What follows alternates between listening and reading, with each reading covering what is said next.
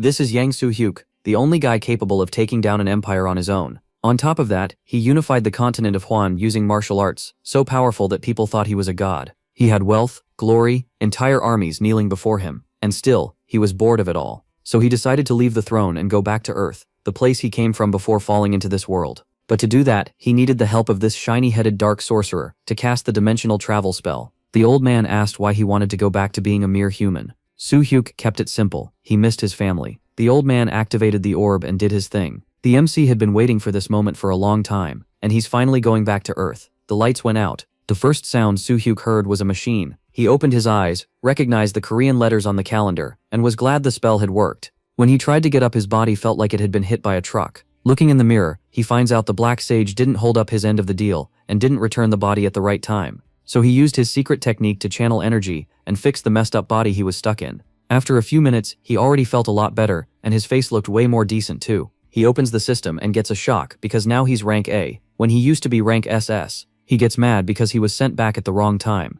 A minute later, nurses show up at the door. Our boy calls out to them, and the nurses freak out like they're looking at a zombie. The doctor arrived shortly after, ran the exam and checked to see if everything was okay. All that concerned because he had been unconscious for 5 years. Hyuk couldn't believe that the bald old man sent him 5 years later than he should have. The guy just froze up, not saying a word. The doctor left and he was still standing there, paralyzed. But then someone opened the door. It was his little sister, Sutura, crying and staring at him, unable to believe that he had finally woken up. Hyuk tells her everything is fine. She then starts explaining about an impact portal that happened 5 years ago. It opened a crater in the middle of the city and destroyed everything around it. In the middle of the chaos, she looked up and saw multiple portals in the sky. Warriors came pouring in to fight the monsters. Now 5 years later, the world changed a lot because of that event. Hyuk realizes he has a lot to catch up on, because now on Earth there are even people selling canned farts on the internet. Changing the subject, he asks about school. Sukeo says she didn't go to college and has been working to make money instead. The protagonist notices she's lying but lets it go.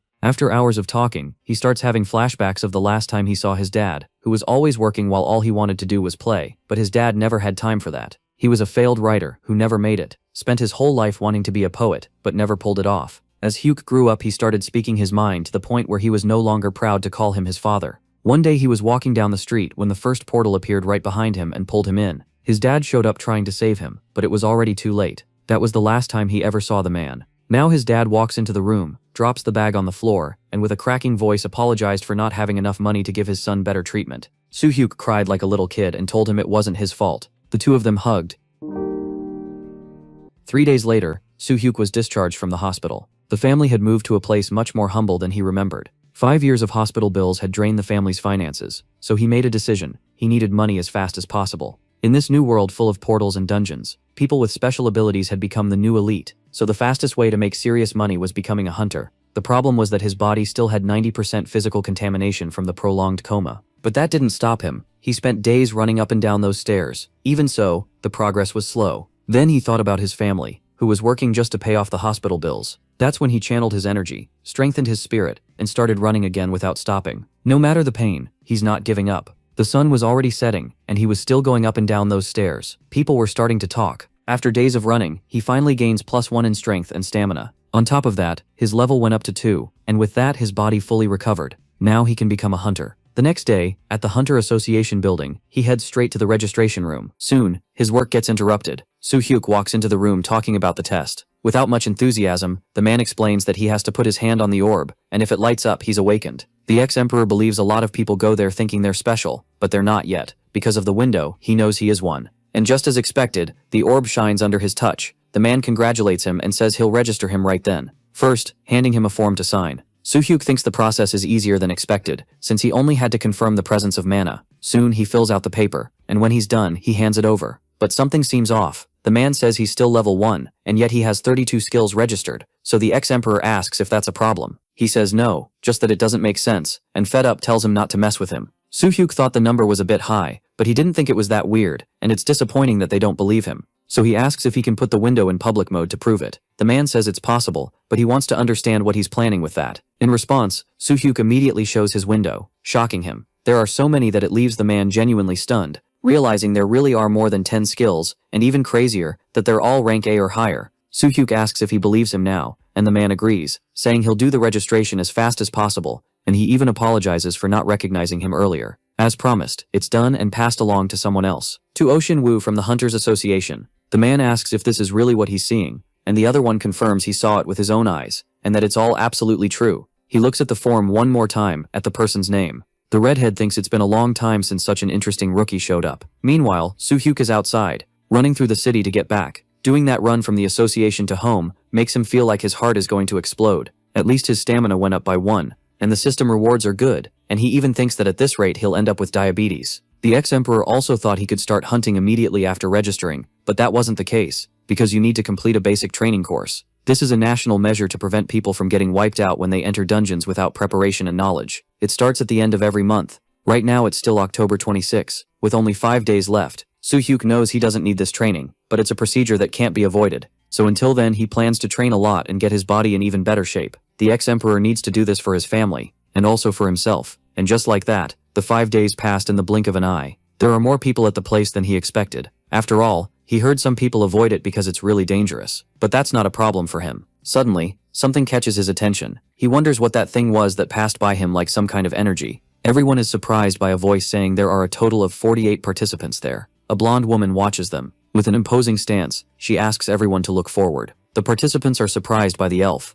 At least one girl is captivated, thinking she's unbelievably beautiful. The moment Soo-hyuk felt her presence, she had already arrived at that place. He couldn't even track her movements. The ex-emperor believes there's something more than just speed, and that maybe it was a unique elf ability. With a smile, the guy finds that interesting. Something catches the elf's attention. She notices young Soo-hyuk among everyone. The association's order is for everyone to keep an eye on him, and she knows that even though he's level 1, he briefly detected her presence. Even among promising elves, she's never seen a case this intriguing. Meanwhile, the others are in awe since they've never seen an elf before, and they think she has such a unique kind of beauty. She asks everyone to be quiet and pay attention. Soo-hyuk is paying attention to everything. The elf explains that she's there by a special request from Korea to serve as the main instructor for this basic training course. She introduces herself as Shahar Kolaluriat, a great warrior of Elvenheim, and says she's looking forward to training the Earthlings. Because her full name is really long, she asks people to just call her Shar. Soo-hyuk thinks the name sounds like a puppy's name, so it's cute. The girl keeps thinking the elf is really pretty, and the redhead looks like he's not very friendly. Shar says it's the first time an elf has taken part in a program on Earth, so she knows they'll have questions, but she'll only answer 3 questions. Right away, a hand goes up. It's the excited girl again. Soo-hyuk is surprised to see an elementary school student there. Shar says she likes her energy and asks her name. The girl introduces herself as Bak A-yoon, 19 years old. Hearing that makes the other participants surprised that someone so young is being trained. Soo-hyuk feels a little embarrassed, since the girl is actually a high school student. Meanwhile, the elf asks what her question is, but Ayun just uses her time to compliment how beautiful she is. More beautiful than any person or elf she's ever seen, even if Shar is the first. That leaves the instructor confused. The girl gives a small smile. Shar says that's a really unusual way to speak, because instead of asking a question, the girl just complimented her. The elf says she's the first sword of the great Kalaluriat family, and says that's why she'd rather be seen as a warrior than just a woman. Then she moves on to the next question. A few other participants raise their hands, and she ends up choosing the scary-looking redhead. Shar says it's because he raised his hand first. Her choice leaves the others shocked. Watching the guy, Soo-hyuk wonders if he's being kind of old-fashioned for thinking tattoos don't make a good impression. The redhead introduces himself as Jin Chang-hyuk, and he starts by saying his question might be a little weird. He wants to know if criminals can also take part in the training, because he read it depends on the instructor's criteria. Curious, Shar asks what kind of crime he committed. A little embarrassed, Chang-hyuk says he stole some things. Shar, surprised, says she won't recommend stealing, and she promises it won't be used unfairly against him there, and says that in Elvenheim, rule breakers have 2 choices. The first is to serve their relatives. The second is to fight on the battlefield to protect it. What she says grabs everyone's attention. She tells Chang-hyuk that the reason he came is because he chose the second option. The elf says where she's from, they call that Langdare, and on Earth it's honorable repentance. Shar says that because of his sin he has to work harder than the others, but he must never forget his crime. She says to remember it, and always act with honor, adding that it can't be erased, but that doesn't mean it can't be forgiven. Her words hit the redhead. Chang-hyuk says he understands and thanks her for it. With that, she asks for the last question. Right away a hand goes up. Shar is impressed by how fast it was, and asks the name. This time it's Young Soo-hyuk. With a small smile, the elf reveals she's keeping an eye on him, making some people wonder if the two of them know each other. A bit suspicious, the ex-emperor asks if she has a personal interest in him. Shar asks if that's the last question. But Soo-hyuk says no, because he has something else. He asks if she's the only instructor to train all the recruits there. Shar says no, and says she understands his concern, explaining that even though she's the head instructor, she can't teach every subject by herself. She says there will be regular people assisting, and for combat training, she can personally lead a team. Soo-hyuk thinks she's like a school principal and also a teacher at the same time. So Xiaobei ends the questions. Suddenly, a guy says he doesn't trust the elf. Xiaobei just watches the scene, curious. The guy asks if he's wrong for that, saying she's not human, so she shouldn't be trusted to be the trainer. He says the elf isn't a proven ranker in the country like the other instructors, and judging by her looks he doubts she even knows how to fight. Confident, he says she seems more suited for something very different than the battlefield. The elf is ready to prove her ability to him. Xiaobei says if that's what he needs then she'll show him. Lit up by a green energy, the elf stretches her hand toward him. The man feels blinded by the light.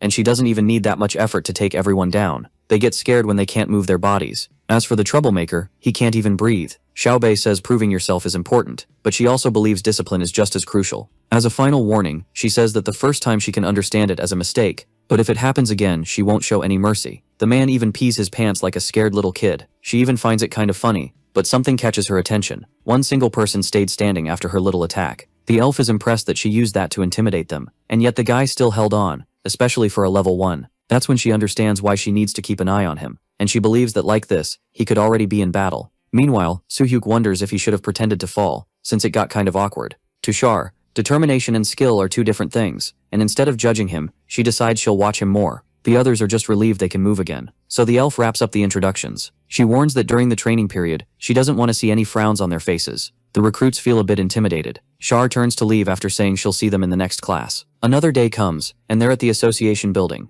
The recruits are in class studying about monsters. They introduce a creature of the Delino type. Soo-hyuk can't focus in class, especially since it's been so long since the last time he was in a classroom. He just wants to go into a real battle. His attitude doesn't go unnoticed by the head instructor. A strong blast of energy is fired at him. The elf doesn't let anything slip by. After punishing the guy even though he only nodded off for a second, he wonders if he really shouldn't have gotten distracted in class. Even so, Soo-hyuk never liked sitting at a desk and studying. Soon something distracts him again. Chang-hyuk looks a bit suspicious, glancing around. That makes Soo-hyuk think he noticed something. But the ex-emperor realizes he took a look at his notes and thinks the redhead is more shy than he thought. Another recruit gets punished by Char. She also calls out Soo-hyuk, telling him to pay attention to the instructor's class. The ex-emperor thinks she's way too strict and harsh, believing the two of them won't get along. Finally, the day's class ends. The teacher asks them not to forget to review, because for some reason every year people end up failing the written test. Pretty exhausted, the recruits agree with him. Excited, the teacher thinks that in all his years teaching theory, he's never seen a class this focused.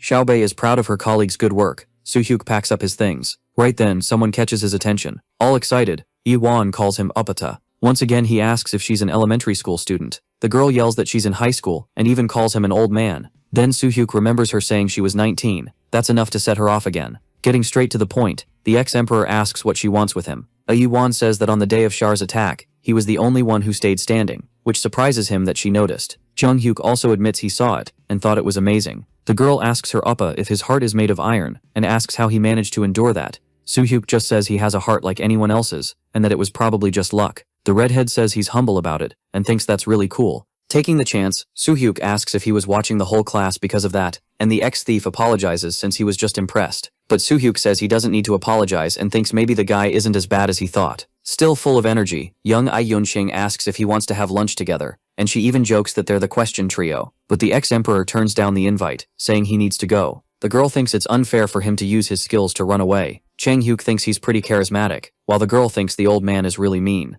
The theory classes last 30 days. That period can't be shortened or extended, since it's the government's education policy. He just wants to move around on a battlefield, but after hearing that a lot of people fail the test, he wants to study to be the best. The ex-emperor even thanks the elf for making it impossible to slack off, and he heard from the instructors that the class has a high pass rate, but he also knows that doesn't mean everyone will pass. The exam isn't that hard, but you can't pass without studying. Ai-yuan is scared, saying there's a curse where if you fail even once, you'll keep failing forever. She thinks that's horrible, and asks her Appa if he feels his soul trembling with fear. Out of patience, Soo-hyuk tells her not to fail, and says he thinks he understands why some people fail. What he says makes the girl curious, so the ex-emperor looks at what's going on. Some people are planning to have dinner and drinks together, and someone even suggests they cram for the exam at the last minute. That makes the girl understand what he meant. Soo-hyuk says he's heading out and asks if that's why she skipped the study group. Ai-yuan thinks Appa is really cold. The ex-emperor already apologized, and besides, spending time with family is his priority. On top of that, this is the happiness he fought to get back, and he doesn't plan on losing it again. A month passed, and soon the day of the written test arrived. Xiaobei says the results will come out the same day, and that's making him really nervous. Ai-yuan starts making weird noises, and the redhead asks why she has to say that out loud when he's already nervous enough. The girl asks if saying it out loud is really going to make him like that. Looking awkward, he confirms it, basically handing the girl ammo. So she starts annoying him by making the thump sound over and over. Xiaobei asks them to be quiet because the results are about to come out. Xiaobei keeps arguing with the annoying girl. On the list, names come up like Yu Ri, Shu Hyuk, Xiaobei, Jin Ah, So Hee. Iwan celebrates passing the written exam. The ex-emperor says she always looked like she was messing around, and asks how she got such a high score. And smiling, the girl says a genius works better when nobody's watching. Even though he thinks it's ridiculous, Shu Hyuk agrees she's not totally wrong. Suddenly something demands his attention. Xiaobei is crying because he passed, happy that he can proudly tell his brothers. In the end, that makes the other two happy for him. Seeing that, Shu Hyuk realizes that even though he had a bad first impression, the redhead is a good guy. As they got closer, the ex-emperor learned his story. Xiaobei is the only one who feeds his 3 younger brothers. Because of alcohol, his father died, and his mother, because of the violence she suffered at home, chose to run away and was never seen again. So since his 2nd year of high school, he's taking care of the kids, and people said what he's been through made him look like a delinquent. But Shu Hyuk knows how responsible and good he is, and that his arrest was because he stole to feed his brothers, but he was released soon after. After that, he started working right away to pay off his debts, proving he's a decent person. Shu Hyuk says he's been through a lot, and since he's more confident with physical work now, he should push himself a little more. Chang Hyuk thanks him for everything. A little shy, the ex-emperor asks what he even did, since Chang Hyuk made all the effort to get there on his own. Then the redhead says that seeing him work so hard motivated him, and thanks him again. Shu Hyuk says flattery won't work. Jung congratulates everyone, and says the trio is finally going to practical training. Jung Hyuk also thanks the girl, since she worked hard every day helping him study after class. Hearing that leaves Shu Hyuk pretty surprised, realizing she really wasn't messing around the whole time. The redhead's phone starts ringing. He tells his little brother he passed, saying the hard part is over, and he'll do his best. While listening, Shu Hyuk thinks he should bring him back down to earth, but he's sure he'll be fine. Even though not everything was easy. Out of 49 participants, only 42 passed, and he heard the average pass rate is 50%. He believes that's because of the huge impact instructor Shar had, who he thinks is an excellent teacher. A lot of people thought they really wouldn't be able to pass. The elf keeps an eye on him. Shu Hyuk knows the real challenge starts next week, with practical training. And that's going to be pretty interesting. And just like that, the week flew by. Shar will be in charge of Squad 8, and the trio is already there, ready for anything. Shan Hyuk says it's fascinating, and asks how everyone ended up together there. The elf says she personally chose each squad, thinking it was better to group people with similar temperaments. But she says being on Team 8 was fate, since it was picked by lottery, and says it must be a blessing from the world tree guiding them. Excited as always, Yi-Zhen says this really is destiny. Shar gives a small smile and says it's definitely a big destiny. Then she says that doesn't mean she'll show any mercy in training. That leaves the two of them pretty scared about what's coming. Meanwhile, Shu Hyuk wonders if she's about to make the discipline strict because she understands they're about to enter real combat. Shar starts by saying they'll be going into the portal, and asks the redhead to explain what it is. In a few words, Shan Hyuk says it's an entrance to another world. The elf says he's right, however not all portals are the same. Then she asks Cadet Shu Hyuk if he remembers last week's lecture. The former emperor starts by saying portals are classified into 2 types, friendly and hostile. Among them, the hostile ones are ranked from 1 to 13, and the higher it is, the more dangerous it is. Shar is pleased that the least focused ones are answering well, and warns that for training they'll be entering a rank 1 hostile portal. Yi Yunxing gets really excited hearing that. The elf asks the girl what she knows about it. Yi Yunxing says it has weaker monsters and lower density, so it's used as a training dungeon for candidates like them. Shar asks if she's right about it being very easy, and the girl agrees. With a scary look, the elf asks if that means the monsters inside the dungeon can't kill people. The two don't know what to say, so Shu Hyuk is the one who answers that they can. The elf says he's correct and shows that that's why they give off something like that. Then Shar shows murderous intent, an energy that's way too strong and dangerous, but Shu Hyuk seems to be the only one who's fine with it. The elf is shocked that he's standing firm in front of it. Meanwhile, the former emperor wonders if he should pretend he's struggling against it, at least a little. So that's what he does, but the Squad 8 instructor says he doesn't need to pretend. She says it might seem unfamiliar, but cadets like them have to get used to it. Shar says if they can't adapt to the intent they give off, then one day they'll be taken out sooner and easier than they expect. The three understand what she means. Having watched everything, Shar says that aside from one person, they all seem to have prepared well. She says she didn't expect everyone to endure the killing intent, and so she asks if any of them have been in battle before. Shu Hyuk answers that he's been through something similar, but Shar says it wasn't just similar enough to endure it, and that he must be hiding something. She says she doesn't mind a man with secrets, but it's good that he has the skill and stamina to handle it. Then Team 8 heads out into the streets. Shar says if they run at top speed they can reach the destination, the Mapo station portal, in an hour, and Shu Hyuk asks if they're running there. Then the elf says she doesn't know how to use public transportation and can't even drive, and besides, running is a good warm-up before a fight. She tells Shu Hyuk he's the leader and should guide his teammates, and warns that in 1 hour they'll meet at Mapo station. Shar then goes on ahead, leaving them there. With not much choice, all that's left is to run, but Ai Yunxing says she doesn't want to do it.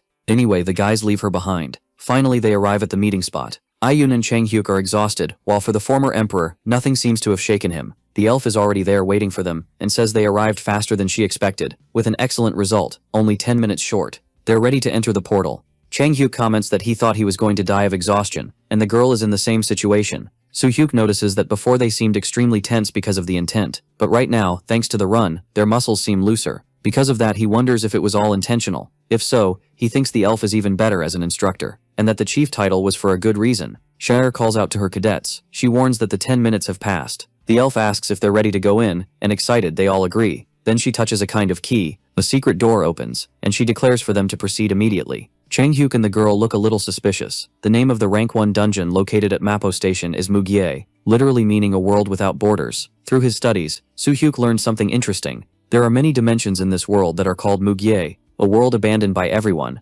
unworthy even of having a name. Soo Hyuk heard that even in places like that, sometimes intelligent civilizations are discovered that used to thrive long ago. Naturally, that made the former emperor think of something. He wonders if Mugye is a world that was created from the destruction of another. Soo Hyuk believes that might be the case. To him, that's going to be really interesting. The place has hard ground and a reddish sky, not inviting at all. At the entrance, there's the portal, and Team 8 goes through it. This is Mugye after breaking into Mapo Station, with the base temperature being under 2 degrees, even though it looks like the start of hell. Xiao warns them to be careful, because they don't know when the enemy might show up. The monsters that live there are called Naro. They're canine type, around 3 meters tall, and as you'd expect from a creature like that, their main way of attacking is biting. Their main traits are their ability to make huge jumps, and the fact that they usually move in groups of 3 to 5. Even though it's a level 1 dungeon, for newbie awakened ones the creatures can be hard to deal with. For Soo Hyuk, they don't seem like a threat. The system window opens. Thanks to the prep period for the written exam, his stats improved a bit overall, and most importantly, his awakening is powerful. An additional 20% buff effect is applied. Even though he thought it was weird, the increase was surprisingly good. He also knows that compared to the other awakened ones, his combat power is very high. If you add his understanding of martial arts and combat experience, his real strength could reach even first-class warriors. It only took a month to get all that power back. There's no reason not to be confident in a rank 1 dungeon. Even lost in thought, he manages to pick up on something. Soo Hyuk asks everyone to stop. He says guests are coming. Soon the creatures are spotted coming toward them. Chang Hyuk comments that there are 5 of them, and Char says that with his skills he should be able to take them down without any injuries, and tells him not to get tense but to focus. Then she tells Squad 8 to get ready for combat. The team captain tells them not to rush, and to move only when the monsters are within their field of view. But Soo Hyuk already finds that boring, wanting a bit of fun by beating them alone and really fast. Still, he follows orders. Besides, his teammates don't have weapons. He heard they provide them during live training if needed. He didn't take one because he prefers fighting bare-handed, and he wonders if the other 2 have any skill that doesn't need weapons. Either way, the canine monsters are coming in full speed. After waiting for the right moment, Char declares it's time to fight. Suddenly, iron claws come out of Chang Hyuk. The redhead runs straight at the beasts. Soo Hyuk watches it all, impressed. Meanwhile, Ai Yun serves as the healer or support. Seeing that, he realizes it's time for him to move too. The former emperor is wrapped in his blue aura, using the movement technique, Gale Step. Soo Hyuk is so fast he passes Chang Hyuk, who was well ahead of him. He's going to use the training to check his current condition. The first monster tries to attack. He quickly dodges the bite. Soo Hyuk uses the palm technique, iron shattering palm shockwave strike, and then the piercing attack breakthrough. He finishes off the first monster, and another one shows up right away. This one is about to bite him with its very sharp teeth. Soo Hyuk jumps high, dodging the creature's attack like that. The former emperor uses that to counterattack, throwing a whirlwind kick. The monster is easily defeated, smashed into the ground like an old carpet. His teammates are pretty impressed. Same with Char, who suspects he's not really just a trainee, and even wonders if he's human. In so little time, the former emperor took down 2, but the other creatures are still left. The monster goes into attack. Soo Hyuk turns to look at it. Then he moves from where he is, going to face the beast head-on. The creature seems surprised. Then Soo Hyuk uses his Iron Fist Staff, basic techniques, striking without mercy with the Chainbreaker attack. The beast is torn apart by the former emperor. Watching the fight, shocked, Char thinks she should be feeling greedy, but really this is driving her crazy over the human she wants to take to Elvenheim. Soo Hyuk wonders if all of this is because he relearned a martial art he'd already mastered before. Since his body is doing better than he expected, he figures the system support must be doing its part too, and he knows that this way he could go to Huan and be among the first. But all he's got left are the last 2 creatures. Soo Hyuk would love to take them all down, but this is group combat training, and it'd ruin the point if he did everything alone. To the former emperor, this is just a test, but his teammates need real combat experience. The 2 of them are completely shocked by Soo Hyuk's attitude. Hyuk quickly thinks his teammate is giving them a chance. So once again, he summons his sharp claws. The redhead draws the remaining monster's attention. He waits patiently for the creatures to come. His claws start to glow red hot. All of a sudden, the creature makes a quick move. Hyun warns Oppa that the monster is attacking from behind. Its fangs are already ready to bite him. His arm gets swallowed by the huge mouth. Hyuk wonders when the thing even moved. A few drops of red liquid fall to the ground, but the student is ready to deal with it. Hyun heals his wounds with her skill. He's genuinely surprised by the effect. Watching that, Hyuk wants to know if it's a healing skill, which is a good thing, but they still aren't safe. More beasts are closing in. These look even fiercer, not giving them even a second to breathe. At least they've adapted, and it's time to clean up the mess. Squad 8 now fights side by side. It's calm outside the station. Finally they get out of there. The girl and the redhead are tired and want to go back home. Hyuk gets it. After all, they had 6 battles in their first real combat session. With a smile, the elf congratulates them on the good work and says Earth's awakened really are extraordinary, just like she'd heard. The trio doesn't get why she's suddenly acting like this. Shar says that besides the stamina loss, their combat skills improved, which is usually impossible. Like always, the newbies don't understand. But to a former emperor of the entire continent, it was nothing, and he thought it was just talent, though he wonders if the system has been helping with that. Shar says she believes they'll all be able to enter a real combat deployment very soon, and as an instructor she feels proud. In the end, she tells them they can go home. That gets Hyuk and Yeon really excited. However, she calls Hyuk over because she wants to say something. The guy turns around to see what she wants. She says that from what she's seen, his fighting style doesn't seem to rely on a system, and it's more structured like a real martial art. Shar says that if he's not comfortable with the question, it's totally fine not to answer. But he says he honestly doesn't mind. So Hyuk confirms that he's been training martial arts. That's what the elf expected, but she remembers that in recent years the guy was in a coma, and she wonders how he could have learned so fast. To be honest, she doesn't really buy it, but she knows the universe is vast, and there are lots of things she can't understand. Hyuk asks if something's wrong, and she says no. She just thought he's an incredible genius. The former emperor says he's heard that plenty of times, but that was on the continent of Huan. Xiaobei says what was impressive was how he cared that his teammates could gain experience too. With a small smile he says he's the leader. The elf shoots back that just because someone's given responsibility doesn't mean they can actually live up to it properly, the way he did.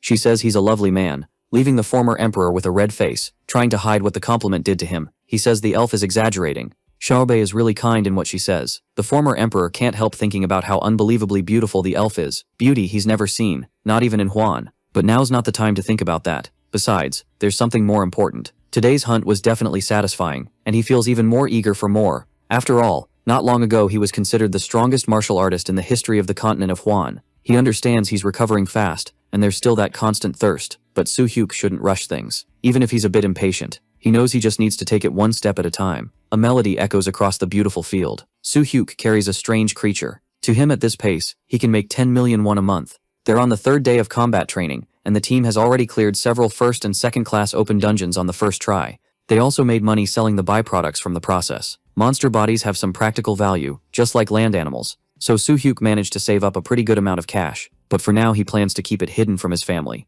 Anyway, it's not too late to tell them when the time is right. Yeon calls out to her master, worried, and even though it's strange, he says yes. The girl says he looks really excited, especially considering the situation. Watching the scene, a little embarrassed, the former emperor says it looks like she's kind of right. Hyuk still tries to convince himself that it's all about the money, after all. Suddenly Shower shows up behind them and says the current situation seems a bit dangerous. Yeon says she's jealous of how well her teammates adapted, especially the redhead, who seemed to struggle a lot at first. Deep down, Hyuk knows everything the guy does is for money. An arrow comes flying toward them. The former emperor's eyes are alert to everything. Distracted, Hyuk says even the second series ones aren't that important, and Hyuk grabs the arrow before it hits his partner. Something strange is going on with the object. He feels something like energy. Hyuk says it's not just a goblin arrow, it's a human shot. 2 guys show up, one of them holding a spear. They're impressed the creatures have already been wiped out. Hyuk thinks they're from Team 3 and wants to understand why they're there. They claim they're missing one creature to level up. Someone arrives asking if this is Squad 8. Jen Chae-yeon from the team seems kind of charmed by the elf. Shah asks if they're with instructor John Soo-jung and says she doesn't remember requesting help. She wants to know what they're doing there.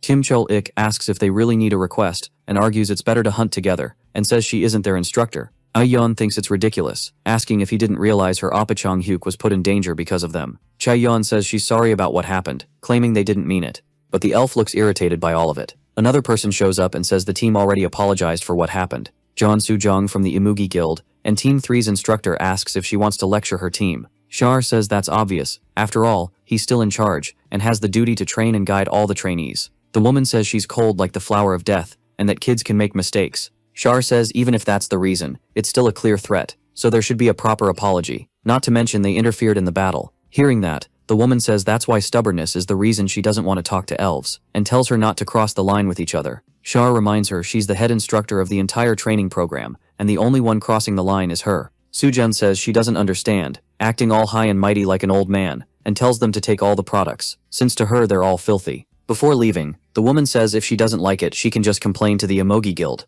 That makes the elf angry. She yells after the woman, who doesn't even listen. The sun is already almost gone from the sky, and they're back on land. Changhyuk surprises him by thanking him for what happened earlier. With a small smile, Soohyuk says it was the right thing to do. The redhead says one day he'll invite him out to eat. Awkwardly, the former emperor says that would be too much trouble. Suddenly, Ayoin shows up asking if they're going to ditch her again, saying they're unbelievable. The guys look surprised she's there because they thought the girl had left. Ayoin comes down the stairs furious, saying she only went to the bathroom and expected the three of them to leave together. Trying to make up for it, Soohyuk suggests they eat together. Soon the next day arrives. Soohyuk is already taking out the dungeon monsters, which makes his level go up. Every time that happens, he gets stronger. He feels even more ready for a real fight, and knows that at this pace he'll get back to a high level in martial arts and be ready to tell his family. But right now, something isn't right. His instructor blocks an arrow for him. Char yells at Soohyuk that she'd seen her a long time ago. She knows where the woman is. Soohyuk shows up apologizing, but says it wasn't a mistake. Char Yeln says she got orders to shoot in this direction, but didn't know they were there, apologizing for that, causing a small uproar in Team 8, and the elf says it looks like a provocation. Soohyuk says they provoked her first, because she found out she contacted the guildmaster because of yesterday's incident. Char says that if someone commits a crime, it's natural they'll be held responsible. Then an aura surrounds the woman, who says there's no way to talk to the elf, and asks if she should just wipe them all out. Still calm, Char says she knows the instructor doesn't like her, but things are going way past what's acceptable. The elf asks if the reason for all this is Seongmun Hyuk, since she heard Soohyuk has feelings for him. That pisses Soohyuk off, and she tells her to shut up, so Soohyuk realizes he's in the middle of a love fight. Meanwhile, Char says the Imugi Guild won't protect her forever, so she tells her to apologize and back off while she still can. But like a challenge, the other woman asks if she doesn't, the elf will take her out. Char denies it, but says she will be punished. Annoyed, Soohyuk asks who she thinks she is to do that. Then she fires at them. Team 8 is shocked by the use of dark techniques. None of them move even with the energy coming right at them. Char says that after this, there's no going back. She's wrapped in a bright aura and fires back at her opponent.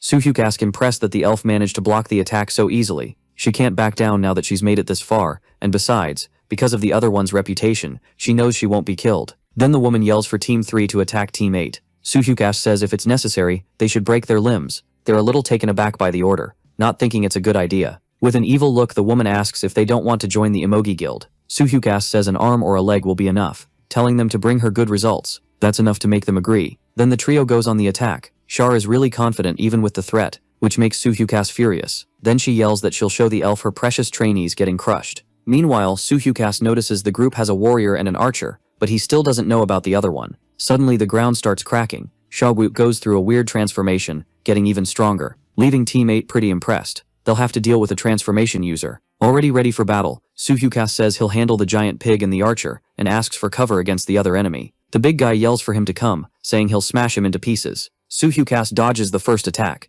moving fast and jumping to the other side. The big guy turns around and throws another punch, but it's nothing to a former emperor. Soohyuk uses the skill iron, crushing fist. Then he aims the punch at Jungwook, causing a shock as their forces collide. The big guy gets thrown back. Jungwook spits his own life fluid out of his mouth. Soohyuk doesn't miss the chance to clown him and say he actually took the punch. The big guy admits his opponent is way too fast, so he needs to use another form. He yells to his partner, Chaeyeon. The girl is already ready. She fires a powerful energized arrow at the guy. Soohyuk stays in the same spot. The shot reaches him and explodes in lights. Jungwook has a confident smile. The smoke slowly clears. Then they realize the arrow only hit the ground. A voice calls him a pig. It's Soohyuk popping up out of nowhere, asking what he's looking for. The former emperor drops straight onto the big guy with a punch. Jungwook hits the ground, knocked out. Chaeyeon is shocked her partner went down so easily. The former emperor has a terrifying look. Scared, the girl asks him not to come closer. The guy kicks the air. With his skill gale rebound kick, a long-range attack that knocks the girl down. Seeing her condition, Soohyuk gives an awkward laugh, thinking he overdid it a bit. He hears someone's voice begging to be spared. It's Cholik, asking the redhead with claws to show mercy, saying he didn't want to do this, and they were just forced. Soohyuk grabs him before anything could happen. The former emperor tells him to calm down, but Changhyuk says he's not a monster, he's a person. Suddenly, like he changed, he apologizes. Your opponent is down on the ground. Jungwook is back to normal, and the girl is still shaking in pain. Meanwhile, the squad captain can't believe what just happened. Cher still trusts her team's skills. Soo-hyuk asks if it's all over. Either way, there isn't much left of Team 3. A meeting is held at the Baekdusan Guild. In the vice president's office, the man gets the news about the battle that happened between the teams. He asks if everyone understood the situation. Everyone was impressed by what they saw in the video, with their eyes on the team leaders. The vice says that normally Cher would be in charge of the meeting, but because of what happened, he and Sai-will will be in charge temporarily. First, he says he's sorry about Team 3's leader being taken out, but he doesn't think blaming the trainees is the right move. Leader Lee from Squad 11 says only one person managed to defeat the entire other squad, but the other one says that even though he thinks Sai-will went overboard, he believes it was self-defense. So-jung says Squad 8 didn't get a single injury, while her trainees got completely wrecked. The vice says she's the one to blame for starting the fight over some petty romance, making the woman irritated by his words. He goes on saying he's acting as the instructor and leading the case, so he asks her to watch her words. Lee reminds him there's a hierarchy, and asks if he's really going to let this slide. The vice denies it, saying that's why everyone is there, because they're going to vote. There's only one trainee on trial, and that's Young Soo-hyuk. He says the kid isn't just an incredible trainee, but also has extraordinary talent. The vice asks everyone who agrees with punishing him to raise their hands, but only one person does, and even then he lowers it after the others stare at him. A lot of people look tense in the room, annoyed. Lee asks what their problem is, why they're not saying anything. Sayul says only 2 people want the boy punished. The next discussion is about head instructor Shahar's position. He suggests firing the elf and taking her place, getting a big chunk of the votes in favor. So Shahar gets demoted to a regular instructor, and is also fined 100 million won, which will be donated to the association. Sayul asks if the elf wants to say anything about it, but Shahar says no, saying she believes it wasn't a very honorable fight, so she accepts the punishment, which annoys her enemy, because she's accepting it. So Shahar Goen asks if that isn't a bit too much, but Sayul says the sentence is fair, and once again asks if there are any objections. Again, the woman says this is ridiculous. She asks someone to say something, claiming that in her opinion this isn't just mockery. The others look way too tense to answer, and Sayul smiles at what the woman says. He says the Black Cloud Witch has gotten way too full of herself after everything. So Shahar Goen, pissed off, calls him a bastard. In response, the new head instructor slams his fist on the table. Sayul asks if she knows where she is to keep throwing a guild's name around like that. He says training cadets means raising Korea's future, and that on top of that, it's an honorable duty to protect the world. With an aura surrounding him, he says she stained the mission over a pathetic love fight. As punishment, Sayul says that from that moment on, she and the Emogi Guild are banned from instructor duties for 3 years. Even so, Xu Jiang asks who gave him the right to talk like that. Sayul says he did it as the director in charge of the 56th trainee program. One of the instructors asks if they shouldn't vote on that, which makes him agree, since there's still democracy in the country. Sayul says they'll settle it by majority vote, then asks if they choose Baekdusan or Emogi. Everyone knows Baekdusan is the best among the 3 guilds, making the man think he bet on the wrong horse, a total defeat for Emogi. People comment that the meeting was intense, and that they'd never seen Sayul that angry, and they want to know what's going to happen to Emogi. One of them comments that they talked about Soo-hyuk too, asking if they shouldn't recruit the guy immediately because of his strong track record. While the pair is distracted talking, the ex-emperor is watching the others. He wanted to know what happened in the meeting, but he doesn't really care since he's going to keep fighting. More stuff happened during the night. After all the training and combat experience, Soo-hyuk has been getting stronger. He's ready to start. The art of unifying heaven and earth, which are connected by a single thread, so they're 2, and at the same time 1, just like they can also be 3 things. The energy starts in the lower dungeon, and runs through the Ren and Du meridians, called the Greater Circulation. Even though it's hard thanks to his experience on the fantasy continent, Soo-hyuk manages to handle it, and he's finally complete. The meridians opened, and all impurities were expelled, leaving him in peak condition. In the window he gets a notice that he acquired a level 5 secret martial art, and the art of uniting heaven and earth, and that a new transformation happened in his body. Soo-hyuk also received a body transformation into a unified form, and with the improvements, he finally took his first step forward, and he'll prove it in another training session. Something crawls quickly beneath the ground. A scary thing with several huge teeth comes up to the surface. Having regained the unification of heaven and earth, Soo-hyuk now wants to work on getting his movement technique back. The creature gets closer and closer to the group. Because it's a desert area, the sand made it hard to see clearly. Without waiting to become food, Soo-hyuk starts the attack with iron-crushing palm, absolute severance, punching the monster with unshakable will, using 42 out of 100 of his inner power. Soo-hyuk worries because the energy is solid, but the internal consumption is high. More creatures start to appear. With the aura wrapping around his body, he believes he still isn't using his ability perfectly.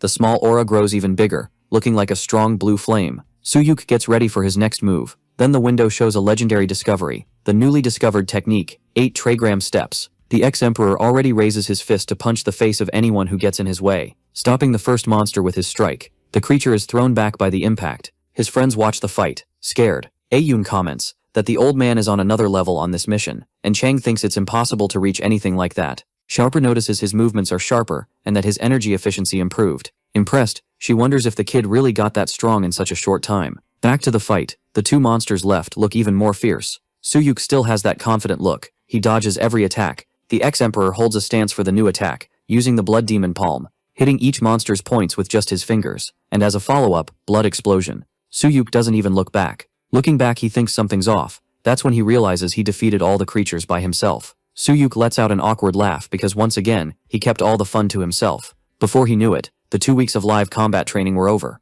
In his speech, Sayol says everyone worked hard, only the troublemakers from Team 3 didn't pass. This big approval wasn't unheard of, but it was definitely rare. Suyuk knows that overall the team's performance was excellent. Char congratulates her team on the good work. She says they won't be called mere trainees anymore, and that the excellent results will get them great offers. Still in her speech, the elf says the path they choose depends only on them. But as someone who was their instructor, she has something to say. Char says the moment itself might not be honorable, but the fact that they're prepared for the battlefield for this world is already honorable. To finish, she says she hopes they make choices they won't regret. And that's all she has to say. Wen Yuanqing is trying to hold back her strong emotions, but she fails, and runs into her beautiful instructor's arms. The girl says that if it weren't for the elf, she wouldn't have worked so hard. Char is very proud of her. She says she was really happy to meet everyone, and that she considers it an honor to be with them up to this moment. Still with eyes full of tears, Wen Yuan asks when they'll see her again, and asks the elf if she has a phone. Char thinks about it, and with a big smile says that if fate allows it, the wind will bring news of her. Chang says he has something to say.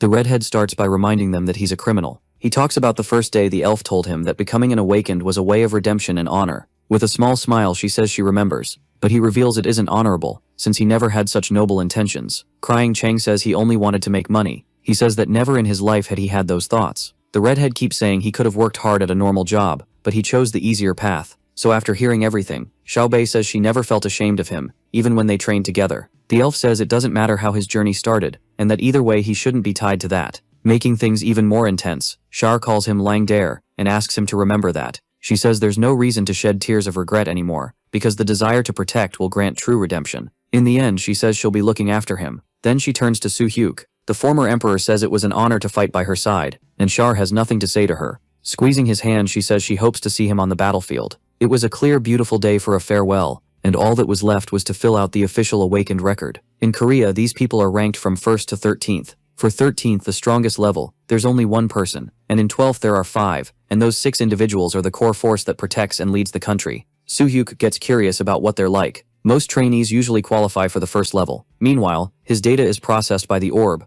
The man freaks out when he sees the data on the screen. So the former emperor is simply level 6. They called the ones who reached the legendary 13th level, the pinnacle of humanity. Among them was a genius who reached the 4th level right after finishing training in his early 20s. A lone warrior with no guild, who by himself defeated countless portals, and that person is Baek Muhak. In South Korea, he was an unprecedented phenomenon, even on a global scale. Very few had ever shown growth that fast, and right now, Su Hyuk got a result that beats even Baek Muhak. The man asks him to wait a moment because he needs to finish the last paperwork, and then issue his hunter license. Meanwhile, the former emperor thinks things are beyond what he expected, because the awakened on Earth seem stronger than he imagined. But then he remembers that the Dimensional Alliance rated humanity's potential as mid-level, and the elves a bit higher than that. The Celestials who lead the Alliance of the Heavenly Realm were rated as first level. Their biggest enemy was the demons, which makes him think about the possibility of humanity ending up facing those beings. But Su Hyuk doesn't want to think too much about it. After all, this whole ranking thing is just a standard set by the Celestials. Thinking again, Earth is growing at an incredible pace, way faster than the other continents, and he knows it's possible to break limits on this planet. Finally, his license is done, and to register he just has to use the bracelet. The item is placed on his wrist immediately. Soon a strong light is emitted. Su Hyuk is fascinated by the magic. The man explains it's made by dwarf craftsmen, and enchanted by the elves. Su Hyuk finds it all impressive. Suddenly, a voice behind the guy says it's a pleasure to finally meet him. Su Hyuk turns around and finds a red-haired figure wearing a suit in a really bright color. Not understanding, the former emperor asks who he is. The man apologizes and says he'll introduce himself. He lifts his suit sleeve, showing a golden bracelet. From it, a screen lights up showing his data. But what surprises the former emperor is that the man is rank 11. Shenwu asks if they can talk. They go to the redhead's room, where music is playing to set the mood. Shenwu asks him to sit because he's going to give him something really good. Su Hyuk is always on guard, the music playing to set the mood of the place. And the redhead hums along to the melody, but the former emperor thinks he's chaotic. Shenwu points to a weird device, asking for it to be heated up. Then it lights up like embers. Shenwu says it's getting cold, so he brought the item because he's pretty sensitive to the cold. That makes the former emperor think it's even weirder that he's using a heater in October. Finally, the drink is ready. The redhead offers some to Soo-hyuk so he can try the drink. Shenwu says foreigners go crazy for it, and asks if the guy doesn't like it, but Soo-hyuk says he does. A bit modestly, the man says he doesn't like making his assistants get his coffee, saying they're already too busy with other things. But the former emperor wants to get straight to the point, and asks what the man wants to talk about. Shenwu likes his attitude. The redhead asks if he's ever considered joining the Awakened Association. As always, Soo-hyuk gives a straight answer, turning down his request. Shenwu says the rejection was pretty harsh. He says he never imagined someone who wants to be a hunter wouldn't line up exactly with the association. Cutting ahead of the questions, Soo-hyuk also says he doesn't plan to join any guild, so Shenwu asks if he's a shaman, which the former emperor already expected him to ask, and he makes it clear he has no intention of immigrating.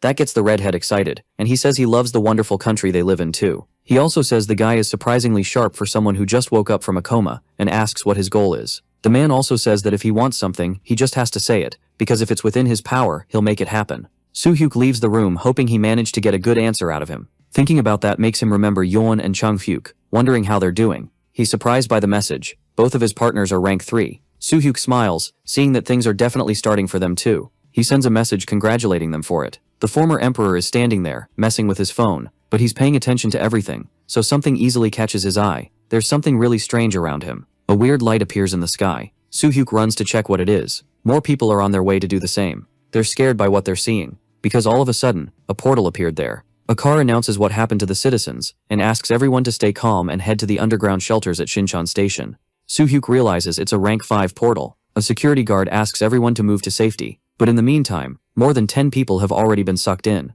The man tells them to stay calm because the awakened are there. Still, the others step closer. They argue about whether they should really wait, afraid the delay will worry the hunters about the people who were taken. Then the former emperor asks if they're not going to rescue them. The group turns around and asks who the stranger is, and also warns him to step back because it's dangerous. In response, Soo-hyuk shows his bracelet. That leaves the group surprised that he's awakened, and the woman asks about his rank. The redhead introduces himself as Kim Yuman, rank 3 guardian, and asks the former emperor if he really plans to go into the portal alone. Soo-hyuk answers that he knows guardians can enter in an emergency situation, which the redhead agrees with. Then, the former emperor asks if this isn't one of those cases, but Yumin says he doesn't understand why an awakened would risk their life for that, even if only a few civilians got swallowed by the portal. All arrogant, he says they're the chosen ones, and if people had the bad luck to get wiped out, then that's their fate. Soo-hyuk asks how he can say something like that, but Yumin keeps insisting he just said the obvious. He says they're not like normal citizens, and says Soo-hyuk is completely ridiculous for trying to get involved because of some sense of justice. And he adds that the former emperor doesn't even care about his own life. Soo-hyuk says it's not about justice.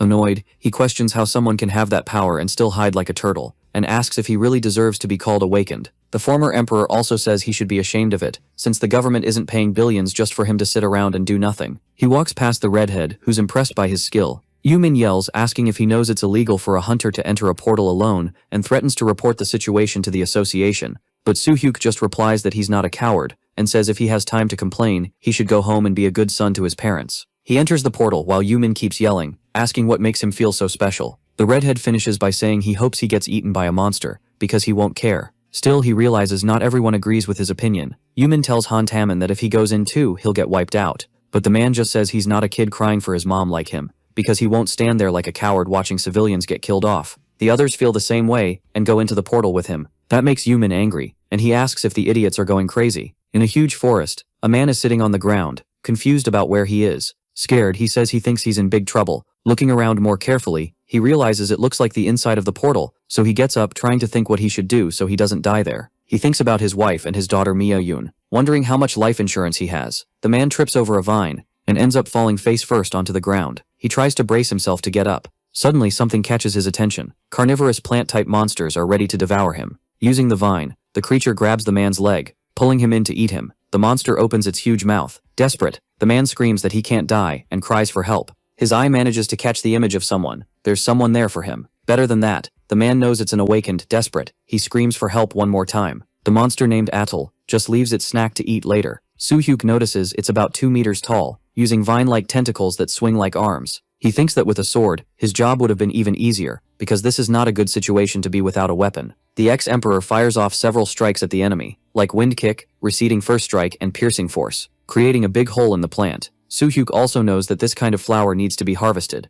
so he tries receding wind kick, gaining more power with vanishing gale, and then he hits the monster, finally harvesting the evil thing with just his blows. The man is lying on the ground, stunned by the awakened strength. He looks at the ex-emperor. Soo-hyuk introduces himself to the man, telling him he's safe now. Still shaken, the man thanks him for it. Finally, the guardians manage to reach him. Taemin says they came to help him. He asks if everyone's okay, and Soo-hyuk says yes. The swordsman is impressed that he managed to defeat a big atelj by himself. Soo-hyuk says he's going to look for the other survivors, and asks them to take care of the man. Before he goes, they ask him to wait. Taemin says he doesn't have any equipment, so he offers his sword so he can deal with the ateljs. The weapon came at the perfect time for the ex-emperor. With that, he runs into the forest. Soo-hyuk is ready to take down more monsters. As he runs, he feels several presences in that direction. He knows about 20 people were swallowed by the portal. Even so, only one was saved. But no matter what, the man who united the whole continent of Hwan will save everyone and close the portal. A hunter's main objective is to destroy the cosmo energy, which is like the heart that supports the world, and close the portal. It exists in many forms, and it can even be a final boss, and defeating it recklessly could cause the entire world to collapse, killing the survivors.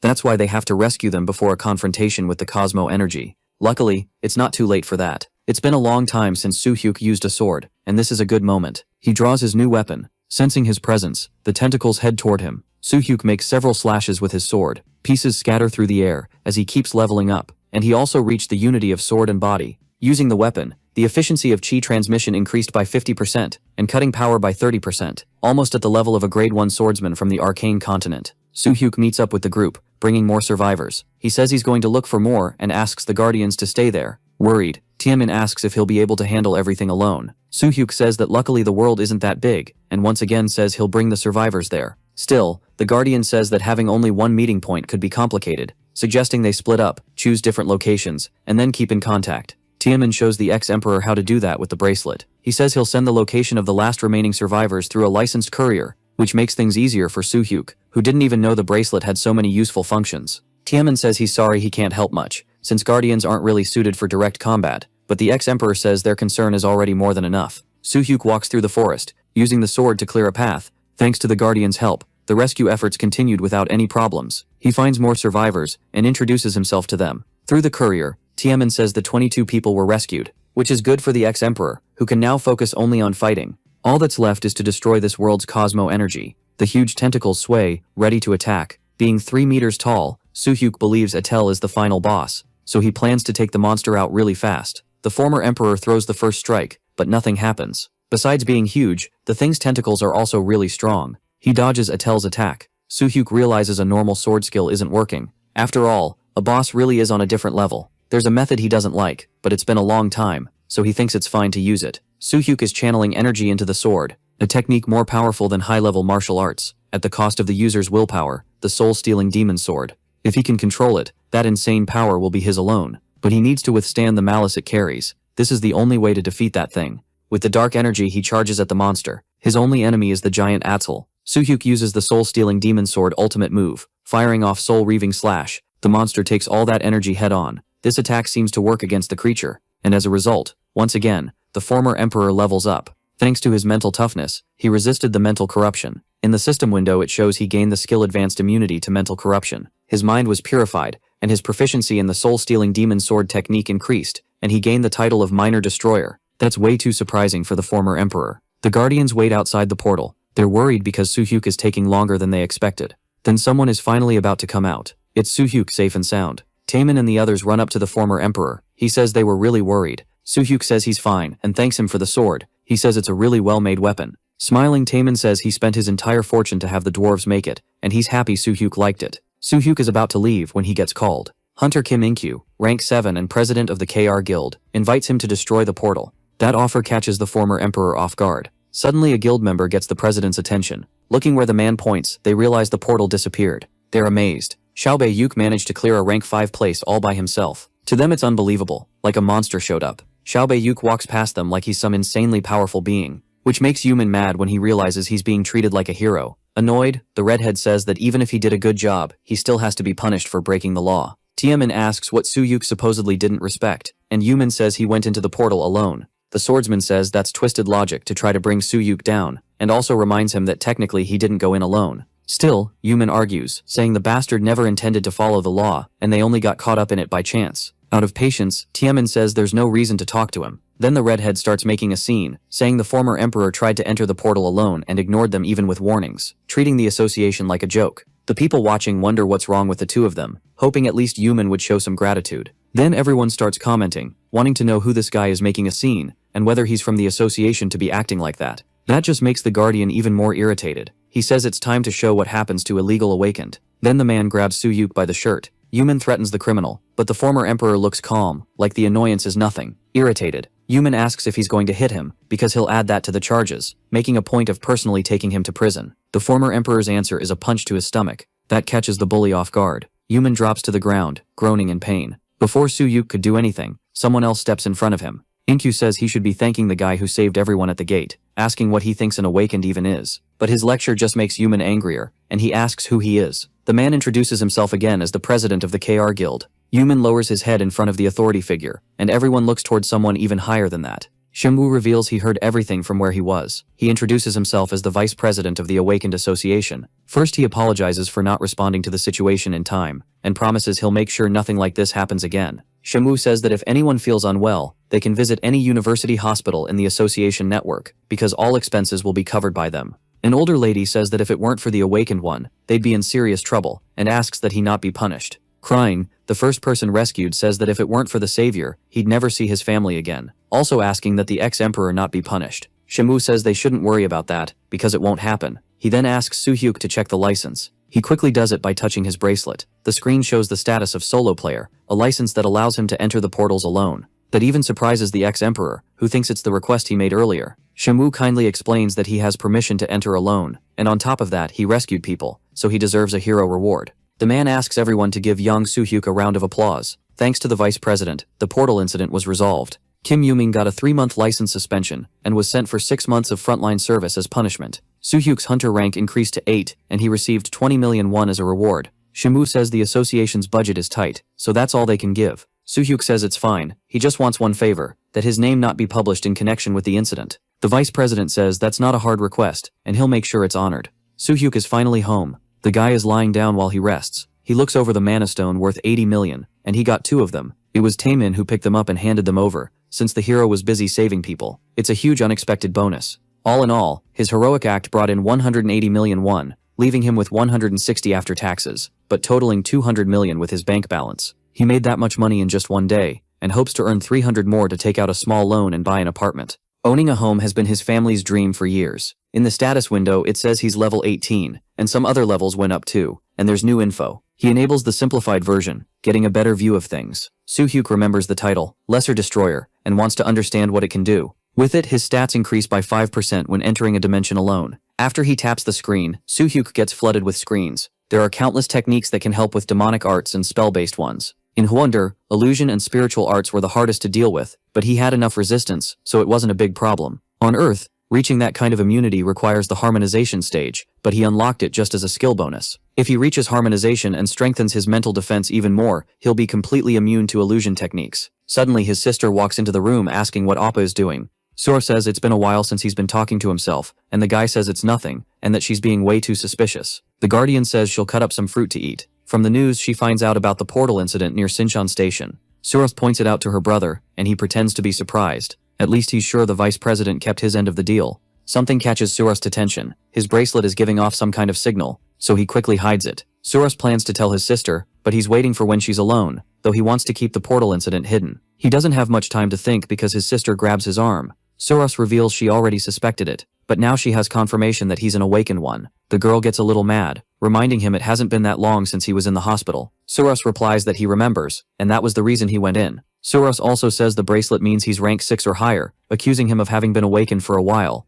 To make things worse, the ex-emperor says he might reach gold soon, because he's very talented. His little sister asks if he thinks he can get out of it with just words. The news comes back to the portal incident, saying that a rising star among Korea's awakened played a crucial role in stopping it, but that the association didn't reveal his identity, though they said he could follow in Baek Muhuk's footsteps as the next Universal 8. Suspicious, Suros asks if that could be about him, and the guy confirms it. She asks about his rank, and gets the answer on the news that he's class 8. The vice president says it's not just about his skills, but that he's strong and has a sense of justice. All Sura can focus on is the rank. One of the rescued people being interviewed says he could only think about surviving while thinking about his family until the hero showed up. The man says he stopped believing in that stuff when he was 12, but now he knows it's real. He makes it clear that heroes exist. But even so, Surag believes he's not some big deal, and that he only did what another awakened person did. Since that day, the world hasn't stopped talking about what happened, and even about having faith in humanity, and in Korea's strength. On the news they keep talking about the divine class awakened who shook everything up. The man talks about how he chose to keep his identity hidden, and everyone respected that.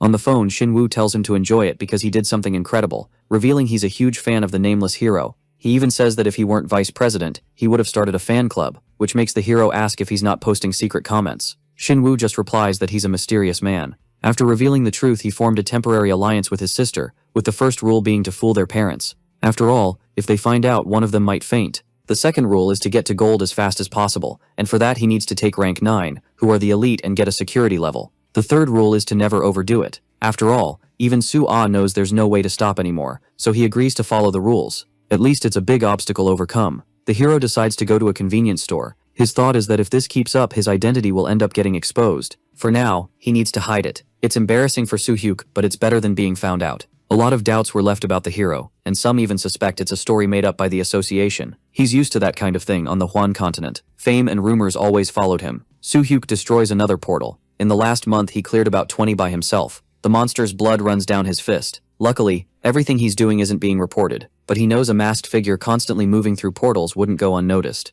People naturally started paying attention to his achievements. All eyes were drawn to the strange nameless one, back at the Baekdusan Guild, in President Ye Hyu-kyung's office. All this stuff is giving him a headache. He stops reading and asks the other guy to stop tapping his fingers, but the long-haired guy says it's only expected since he can't sit still. Seeing that makes Saewol wonder if the man really should be the leader of the biggest guild in the country. Then he says that if the guy is that impatient, he should go see him, which gets Hyung excited about the idea. He says it's better than sitting around and believes that if he's direct with the nameless one, he won't ignore him. Suddenly his foot freezes to the floor, catching Hyung off guard, and he complains about it. Saewol explains that he shouldn't go running off like a madman. He explains they sent a bunch of messages and calls, and if there's no reply, it's because the masked guy has no intention of showing up. Hyung asks if they're going to sit around waiting for the guy to get away, and how long they'll let Baek Muchup manipulate them. He also complains that the other guilds will go after him, and Saewol suspects the nameless one is Soo-hyuk. The guy with glasses says that even if it's not the kid, he has potential like the unknown one, and the long-haired guy demands he tell him the plan. Saewol says that during training, Soo-hyuk never wanted to socialize, ignoring messages and calls from the guilds, aware that at this rate the ex-emperor won't sign with anyone, and that pressuring him is a really amateur move. The man says there's only one solution, which is Shaharkal Eluriat, catching Hyung off guard. Saewol says she was Soo-hyuk's instructor, and even though the elf denies it, he knows they share some kind of bond. The long-haired guy says there's no way to convince her, especially since she's not even human. Saewol says it's not that, just that the kid wasn't her only trainee, and because of that, he has their call history. Even if he doesn't know how deep the relationship is, they've been in contact. On the list, Hyung sees the name Ai-yeon, who considered the guild's offer. Saewol says that besides his family, the girl is the only person close to him, and asks if it's worth getting closer to her. The long-haired guy asks the same thing. So Four Eyes decides she should sign a contract with the Baekdusan Guild, because with her, their chances are more than good enough. Hyung asks if after that they'll open a direct line with the nameless one, and the other agrees, getting as a compliment that he's a disgusting scheming bastard. Saewol asks if he didn't like that.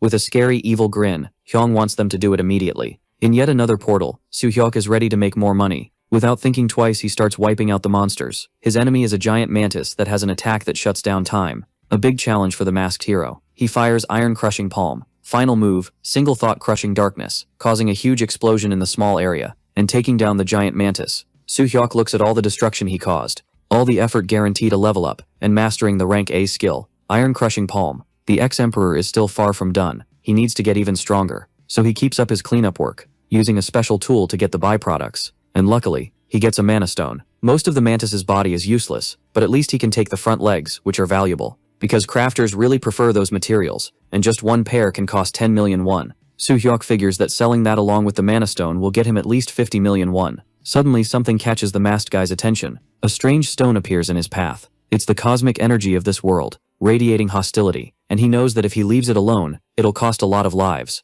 Luckily, Soo-hyuk is there to stop that from happening. He throws his dagger at the cosmic energy. The spear hits the stone, causing a crack where it struck. Then it keeps cracking even more, as it gives off its energy. With all his loot in the bag, the masked guy gets on a quad bike, starting the machine as fast as he can, ready to get the hell out of this world. Soo-hyuk is going full speed. In the distance, he sees the light of the exit. The hero goes out through the portal, carrying all his goods. The people waiting for him outside already know the whole place got cleared like always. After all, that's what you expect from the nameless hero. The ATV he bought recently increased his earnings, and it's also necessary to have the right gear for solo hunting. Plus, since the item was made by dwarves, it's insanely durable, and it has a storage expansion enchantment. For Soo-hyuk, it was worth it because it was cheaper, making it a solid investment at a price of 800 million won. So the hero keeps going, having made a lot of money. Soo-hyuk says he's outside the building. He says he got some mantis legs and mana stones, and that a processing team will be sent. Taking advantage of the call, the ex-emperor asks if there are any rank 6 or 7 portals, but the answer is that those belong to the guilds. He asks for something smaller, but the person on the call suggests he take a break, since he's been working a lot. Soo-hyuk says he'll think about it, and then gets invited to come up for coffee, but he refuses, leaving it for another day, and the person then says they'll process the goods and update him soon. It's a terrible time for there to be no portals available. He needs to reach rank 9 to finally tell his parents. Checking his phone, he notices a message. Soo-hyuk asks him to let her know how he's doing after lunch, and suggests he come back immediately if he's hurt. He tells his sister the whole situation. Soo-hyuk realizes he also has messages from Yeon. They're desperate messages from the girl saying she's joining the Baekdusan Guild. The ex-hero congratulates her, and asks her to let him know about the celebration. With everything taken care of, it's time for lunch. He goes into a restaurant. It's still early for lunch, so the place is empty, but at least he can eat in peace. He hears someone say the nameless hero stopped by the association. The other employee says the masked guy even turned in mantis legs and mana stones, even complaining that the nameless one just became an awakened and still gets special treatment. But his partner defends the hero, saying it's deserved and that it's worth holding on to someone like that, and saying that in another country the media could tear him apart. With no choice, the man admits he's right. After all, the masked guy has potential like Bak Muhak, and losing him would be a disaster. What catches Soo-hyuk's attention in the conversation is when they talk about the Tranon dimension, a long-range restricted zone where nothing has been found. Even the former emperor knows it's impossible for someone to do it alone. They comment on how really strange this silence about the situation is. The pair also talks about the association teaming up with Elvenheim, and even about the pretty instructor who showed up. Then the other one mentions the rumor that Elvenheim developed a new magic tool that can shrink the cosmos location down to the size of an island. Soo-hyuk is no longer at the table. The guy is paying his bill while he hears that the association will soon make a recruitment announcement for hunters. That catches Soo-hyuk's attention. With no active gates there isn't much work, and he knows he wouldn't be able to handle the Tranon dimension alone. Remembering what that employee said, he knows it's the perfect chance. He needs to be quick, so he calls the vice president. But apparently the man is pretty busy. Soo-hyuk thinks about what he should do, because he needs to be faster than the guilds. Suddenly someone shows up saying he's pretty arrogant, and with talent and power at his age, he has every right to be.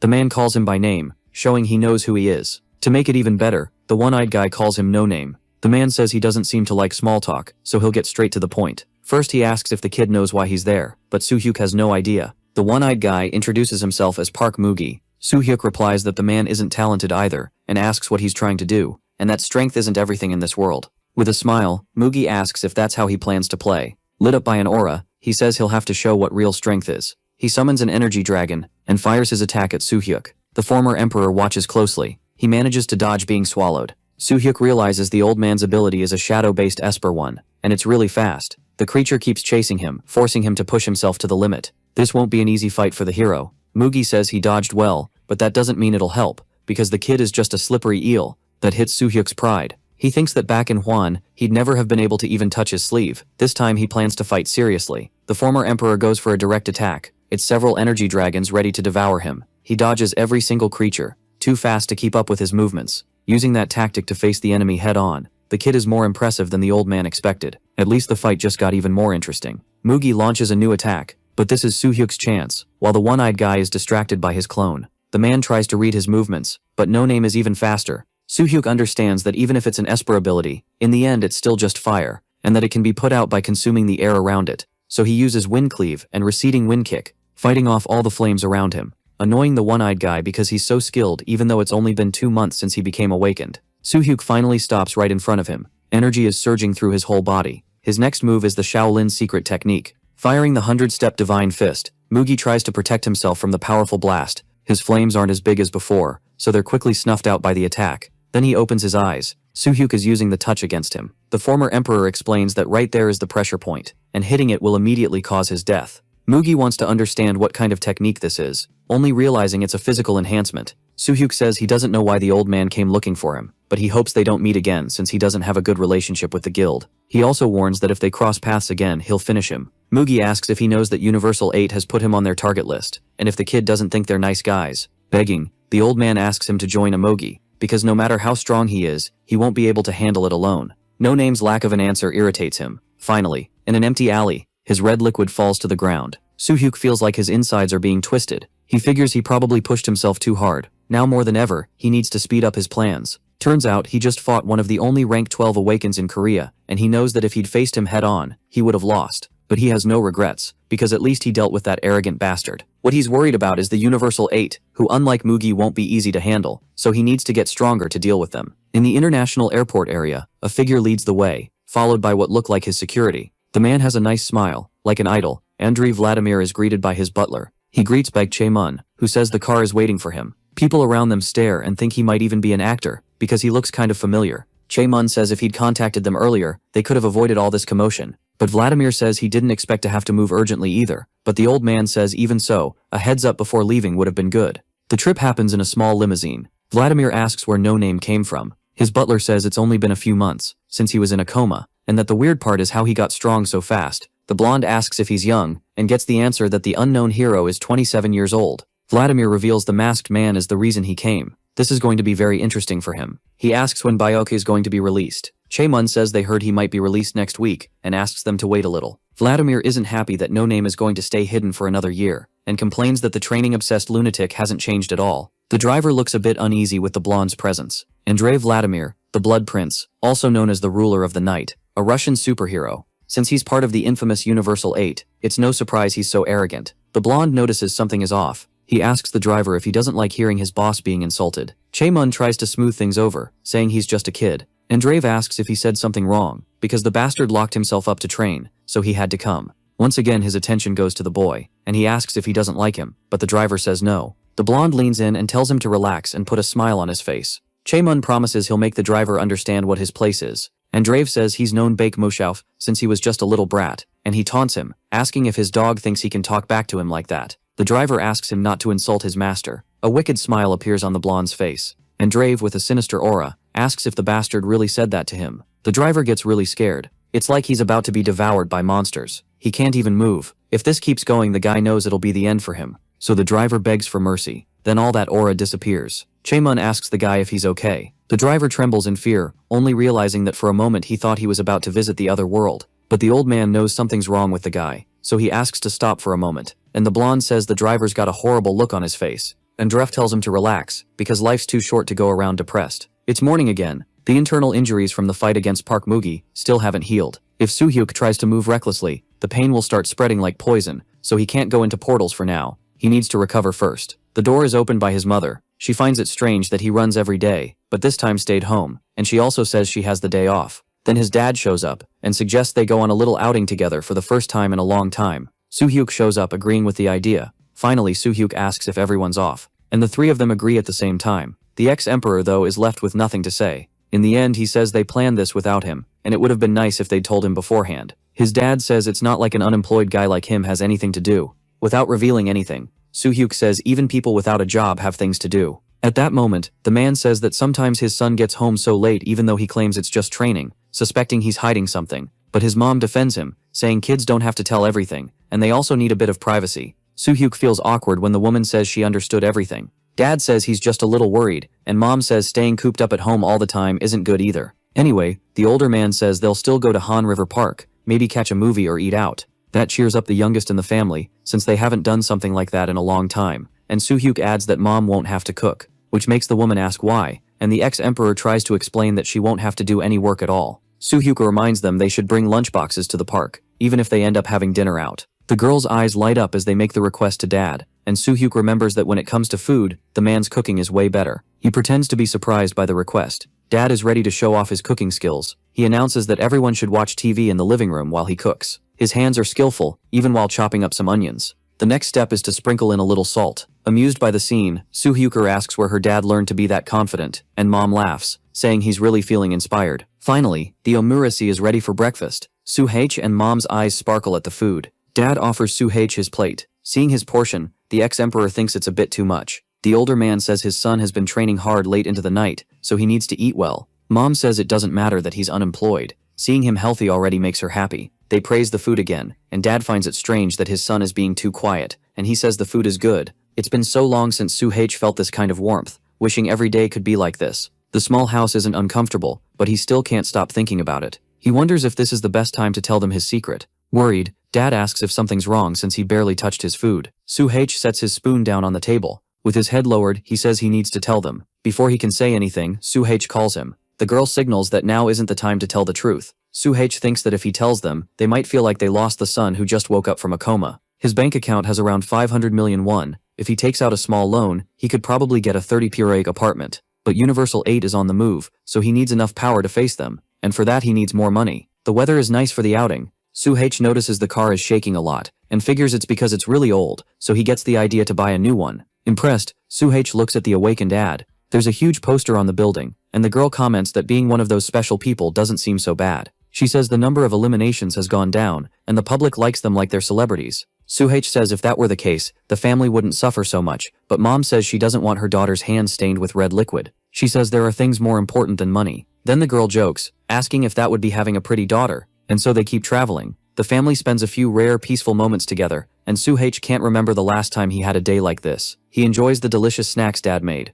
Soo-H already lost a lot of time with them when he was in Hwan, so he wants to make them even happier. He wants to use his abilities to do everything he can for his family. Mom is impressed and asks if all of this isn't too expensive. The ex-emperor says, since his sister booked the movie, he'll pay for the meal. She asks what kind of unemployed guy would have money like that. Soo-H says he's fine and that he plans to start working soon. Dad asks if he's sure about that, since he just woke up. With a smile, Soo-H tells him not to worry because he's already recovered and rested enough. Mom is grateful that he's trying so hard and asks him to let them know if anything gets difficult. Another day is coming to an end. With a worried look, Dad asks why his son sighed, and Soo-H explains, it's because the day feels like it's going by way too fast. Soo-H asks the man if he feels that way too, so the mom jokes that he's turning into his dad, and that worries her because she doesn't want another super emotional person. Suddenly they realize Soo-H is taking a while, and the woman says she went to the bathroom. Soo-H offers to go check if everything's okay. The guy walks around looking all over the place for his sister. Somewhere else, the girl is getting slapped. The person who did it says a place like this isn't for a beggar like her. Soo-H whispers that she's a loser. The girl ends up hearing it and says someone's eager to die. She lunges at Soo-H asking if she thinks she's special. Before another slap could land, the girl's hand gets grabbed. That catches her off guard. Soo-H has that look like he could take anyone out. He says it looks like some kind of disguise technique. Annoyed, the girl asks who he is to butt into this. So Soo-H introduces himself as Soo-H brother. His sister says she's fine. She tells him not to get involved, but he asks how he's supposed to not get involved when his sister was about to get hit. Suddenly he looks at her when he notices something. Now the ex-emperor knows his sister has been slapped before. Soo-Hyuk asks what kind of half-baked bargain bin disguise she's wearing, looking like a monster. A scary aura surrounds him, and the girl feels it and gets terrified. Then she screams, calling him a pervert and telling him to let go. Han-Aran opens her eyes and realizes nothing is holding her. Soo-Hyuk laughs and asks if she's crazy, which pisses the other girl off as she asks if she's messing with her. Soo-Hyuk wants the details later, but for now he tells Han-Aran to stop before things get worse. But that just makes her angrier, and the girl asks what a beggar like him is gonna do. The ex-emperor says being poor isn't a crime, but Han-Aran insists it is, because the rich walk free and the poor get punished, and that's how the country works. She asks if growing up like that made him clueless, and says the girl can't even talk back when she gets hit.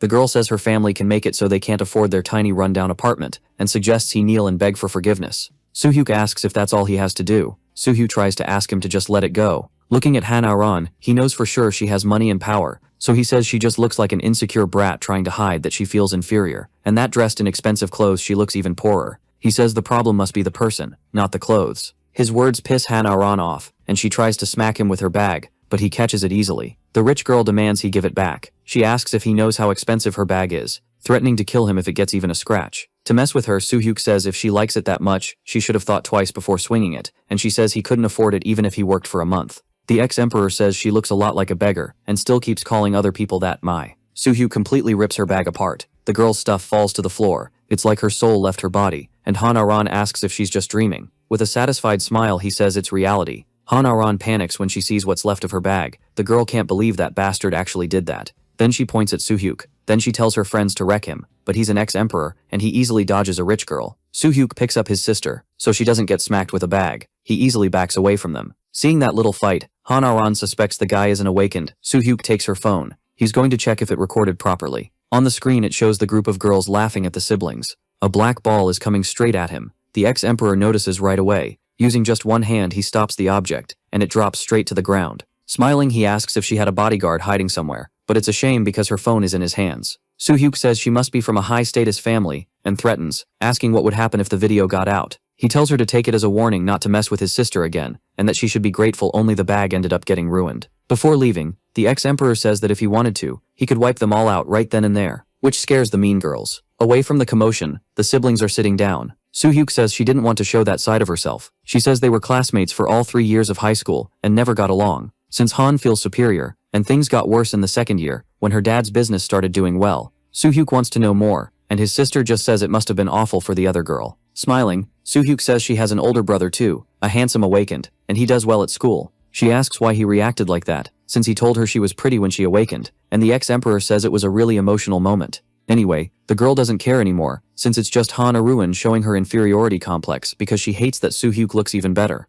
But Soo-hyuk reveals there might be another reason too, which makes her brother curious. She says that around the end of second year, the guy Han liked rejected her and confessed to Soo-hyuk said instead. That makes Soo-hyuk flinch, realizing there was a little love triangle. Soo-hyuk flinch says she obviously refused to go out with him since she didn't have time for romance because of her brother in a coma and her sick mom, so she laughed at Han as revenge. The ex-emperor says he should have ripped her hair out instead of destroying the bag, but his sister says that was already enough. She laughs, telling her oppa he was amazing. Soo-hyuk flinch tells him to think of it as a small step back before a big leap, and that if he gets stronger he can get revenge in an even worse way. The girl stands up and suggests they head back, since their parents must be waiting for them. It's late at night when the family gets home. Everyone's happy about the fun they had. Soo-hyuk asks them to go on ahead because he's going to the convenience store to buy pain patches for his parents, and his sister demands a melon ice cream. The awakened walks calmly down the street, until something catches his attention. It's Han Arun and her 2 bodyguards. Soo-hyuk says she showed up earlier than he expected. The girl demands that he hand over her phone, and then she'll forget what happened with the bag. He asks if she still doesn't get the warning,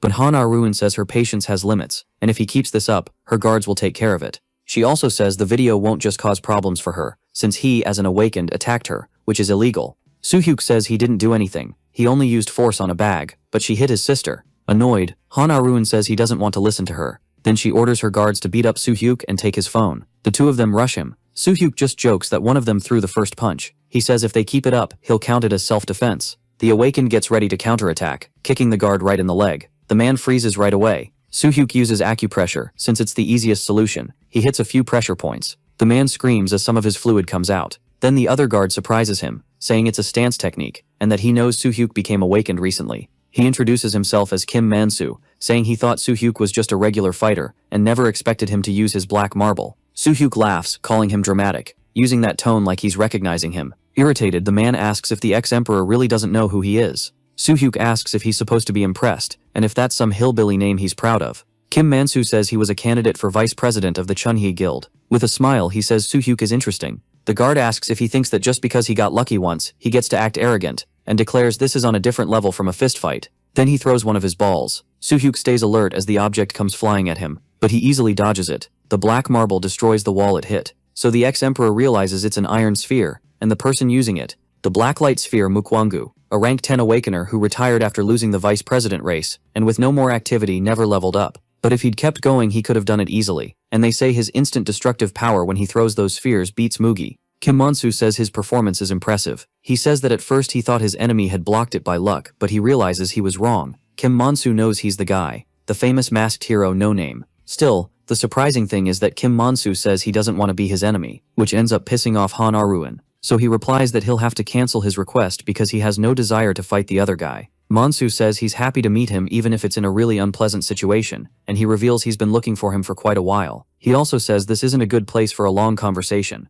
The man says he'll find him again soon, and hopes they can have a productive talk. But with no interest, Soo-hyuk tells him to keep dreaming, because realistically they're not friends. Man-soo asks him not to cut him off so coldly. The ex-emperor keeps saying he's not interested, and asks if he hasn't heard about his reputation. Man-soo says he's heard a lot of things, including about the fight with the Amugi Guild. The man's attitude still makes the ex-emperor suspicious, so the bodyguard says not to be so sensitive, because he has his sources. He says that anyway he thought he was dealing with some problem, but he ended up catching a big fish. Back to Han Arun. She wonders what she should do, since in the end the fight turned into a friends meetup. Her first move is to run, but Soo-hyuk is faster and surprises her by asking where she's going. Again he says that if he wanted to get rid of her, it would be easy, which makes the girl even more terrified. He hits her right where it hurts. Han Arun falls to the ground holding her own throat. Soo-hyuk explains that he blocked her pressure point, so she can't speak. The girl makes a gesture, and he tries to guess if she's begging for mercy. In no rush to end things, the ex-emperor says he could make her suffer for as long as he wanted, or break something else, but he doesn't want that. Soo-hyuk says he's not the one who's going to punish her. Her sister is. Hana Ruin starts trembling even more, and he tells her to wait, because he's going to make her realize that everything she believes is meaningless. The girl stays on the ground crying. Not even the person hired to be her guard does anything. Far away from there, in a luxurious mansion, the man asks if he failed to recover the video. With his head down, the bodyguard doesn't answer. Han Gije, a member of the National Assembly, in a threatening voice says he could be thrown into the sea off Incheon, and complains about him not being able to do a simple job. All the other man does is apologize. Gije asks about Mansu, and finds out he simply ran off, making the old man vent his anger with a punch on the table. Annoyed, the man promises that as soon as he becomes president, he'll put collars on the awakeners. Gije asks if he heard anything else, and the bodyguard says the voices were too low to make anything out. The old man calls him useless, and dismissing him, tells him to call his daughter. A little scared, the guy says Arun doesn't want to come. That irritates the old man, and the bodyguard says he'll leave things like that for now. The phone rings with a call from Kim Mansu. As soon as he picks up, he asks why the man was in such a hurry to leave the job unfinished, and he replies that it wasn't just some stupid thing to deal with. Kim Mansu says he should have assessed the target, and asks if the man knows his request fee blew way past the budget. Gije laughs, asking if taking out a newly awakened is too much for him, and the other asks if he has any idea that even newbies can be dangerous, but the man says that even so he didn't expect the great Kim to complain about it. Mansu says he called because he cares and couldn't ignore it. Then he reveals the kid is no name. Realizing he understands the danger, the awakener tells him not to make enemies he doesn't need. Mansu hangs up while the scared man processes the information. He even smashes his phone on the floor. Gije is pissed at the way the other guy treated him, a member of the National Assembly. On another day, Soo-hyuk is on a call with Shin Woo, who's been busy for quite a while. The vice president says he heard about the situation involving Park Mugi and apologizes for not keeping an eye on the one-eyed guy. Shin Woo asks if the ex-emperor got hurt badly, and Soo-hyuk says if he had, he wouldn't be on the phone. What's good for the vice, who has a request to make? He asks the guy about the Tranon dimension, which he confirms. The redhead says that then he must also know the rumor that they're about to shut it down. Shin Woo says the main guilds have already requested entry and access to the magic tools that are still in testing for another month. But he reveals that for them, it'd be ready in half the time. Shin Woo says Korea needs a hero, and that no name is a great title, so he asks if he plans on being one. Soo-hyuk thinks about the possibility of being a hero, but he's in, and ready to be one. Soo-hyuk isn't someone who fits the role of a hero. He never loved the world, but even so they called him that. Still, it doesn't suit him. But if creating a hero is just a way to bring stability to Korea, then he can accept it. After all, this is for his family. There are only 15 days left until the Trana dimension opens. Until then, he needs to get even stronger. Martial arts need 3 main elements: mind, skill, and body. Like a warrior at his peak, he mastered the last 2. But for Soo-hyuk, what's left is the mind, his inner energy, and nothing takes more time than cultivating that. The minimum requirement to reach the transcendent level is 60 years of energy, and building it up the normal way takes 5 more years. Soo-hyuk wonders how he can wait 5 years unless he had something big, like the Shaolin elixir. Thinking about the item gave him an idea. He believes it could work. Soo-hyuk goes to the station. It's been a long time since he's been there. This building is known as Cosmo Sales, a market that sells products from other dimensions besides Earth. Finding the great elixir from Earth is almost impossible, but if it's from another dimension, that's a different story. Mana potions can quickly restore part of a person's energy, so he can guarantee at least 30 years of inner energy. Soo-hyuk walks through the building. The first floor is still as shocking as ever. He recently bought a quad bike there, and its high price is because it was built by dwarves. Soo-hyuk takes the escalator to the 3rd floor. On one side, a seller is yelling, selling dragon leather. On the other, someone offers all kinds of transformation stones. Soo-hyuk turns down all the offers because none of that interests him. The section is full of street vendors, and all he wants is to know where they sell potions. He notices someone with really cute pointy little ears, and then a cat-like tail. A feline hybrid is leaning against the wall. His face turns red when he realizes it's a beaskin. It's pretty rare to see non-humans there, and even so, people don't seem to notice. So Soo-hyuk decides to go check. His approach is noticed right away. That's how he finds out the creature is trying to hide her presence. The beaskin smiles, curious about how her presence was sensed. Soo-hyuk finds out it's a stealth skill. The kitty calls to him and says what he's looking for is right there. That leaves the ex-emperor surprised, since he didn't say anything, and he wants to understand how she knows what he wants. The beaskin takes out the mana potion, leaving Soo-hyuk pretty shocked. She says that among her people she has the best eyesight, being a shaman, and says it's even stranger that the boy found her first.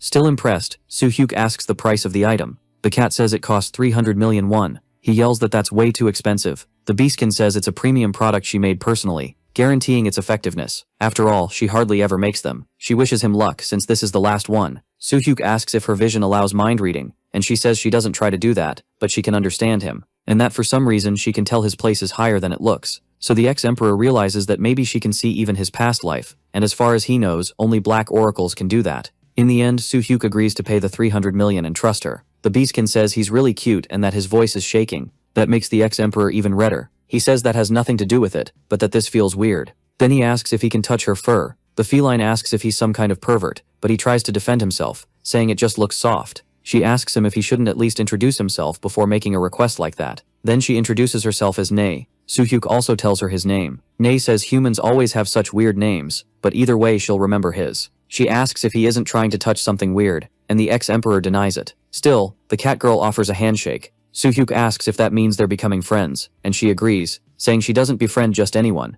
He can feel how soft her fur is. Nae stares at him in a scary way. The ex-emperor defends himself, saying he just likes soft, fluffy things. Soo-hyuk is back at his house. Lying on the bed, he thinks about how amazing beastkin are, about their unique looks and the feel of their fur that he can't forget, and thinking that when he moves he should get a cat. Meanwhile, Soo-hyuk watches this scary scene. It's time to find out if it really works. In his hand, a potion worth an insane 300 million won. Normally this kind of thing is an emergency item for mages or espers, helping restore energy when they're exhausted. It's expensive for a one-time use, but nothing's better for boosting internal energy. Soo-hyuk hopes everything goes well. After drinking the potion, he quickly feels the energy flowing through his body. The elixir is the real deal, nothing like those cheap fake knockoffs. Soo-hyuk hopes to absorb it all without wasting a single drop. His skills level up with the martial arts upgrade. He can evolve to an even higher grade. Purification hits 100%, and his internal energy doubles. The Heaven and Earth unification technique has amazing synergy with a purified body. As for bone renewal, it's in progress at 1-2. If Soo-hyuk builds up 3 more years of internal energy, he'll soon reach his goal of transcendent rank. The martial god is at level 38.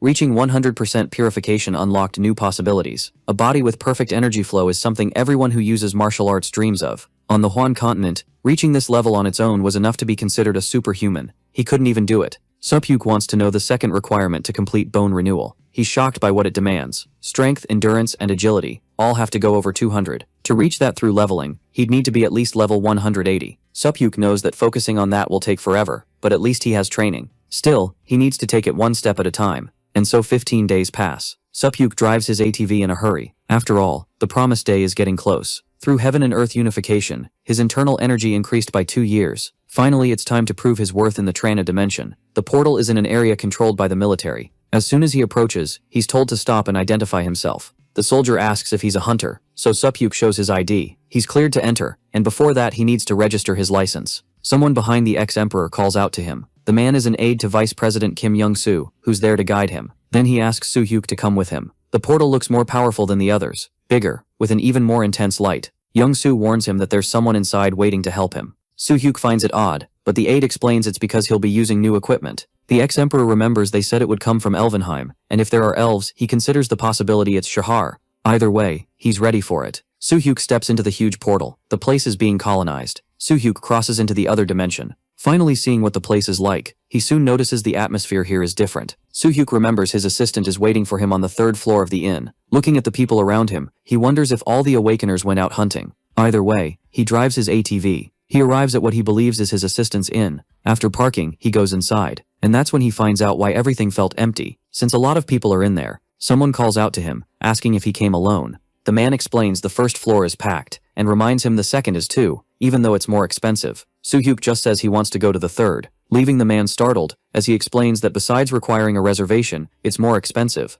He says the place has private rooms with magical soundproofing, mainly used by VIPs and important figures. The attendant says reservations are mandatory, and he'd have to check the schedule, so Soo-hyuk explains he has company. That leaves the guy impressed, and he says Soo-hyuk should have said that earlier, so he asks Soo-hyuk to follow him, and asks his name. The clerk looks up the former emperor's name. Kim Ji-won is his guide, and says the company arrived not long ago, asking him to follow. Soo-hyuk is impressed to have an employee dedicated only to guests on the 3rd floor. He's impressed by how different the place is compared to the 1st floor. Definitely capitalism in action. Ji-won shows him his room, 328, and kindly explains that if he needs anything, he just has to press the button. But all Soo-hyuk can focus on is the person sitting there waiting for him. His assistant still hasn't shown up yet. The smell is familiar, and he thinks it's Shahar. But the elf who introduces herself is Sereniel, 2nd disciple of Kal Aloriert, the 1st finger. Calling him warrior, she says she's heard a lot about him, and that it's an honor to meet him. That introduction leaves Soo-hyuk speechless. Noticing how awkward it got, the elf apologizes for the way she spoke, explaining she's not good at dealing with others.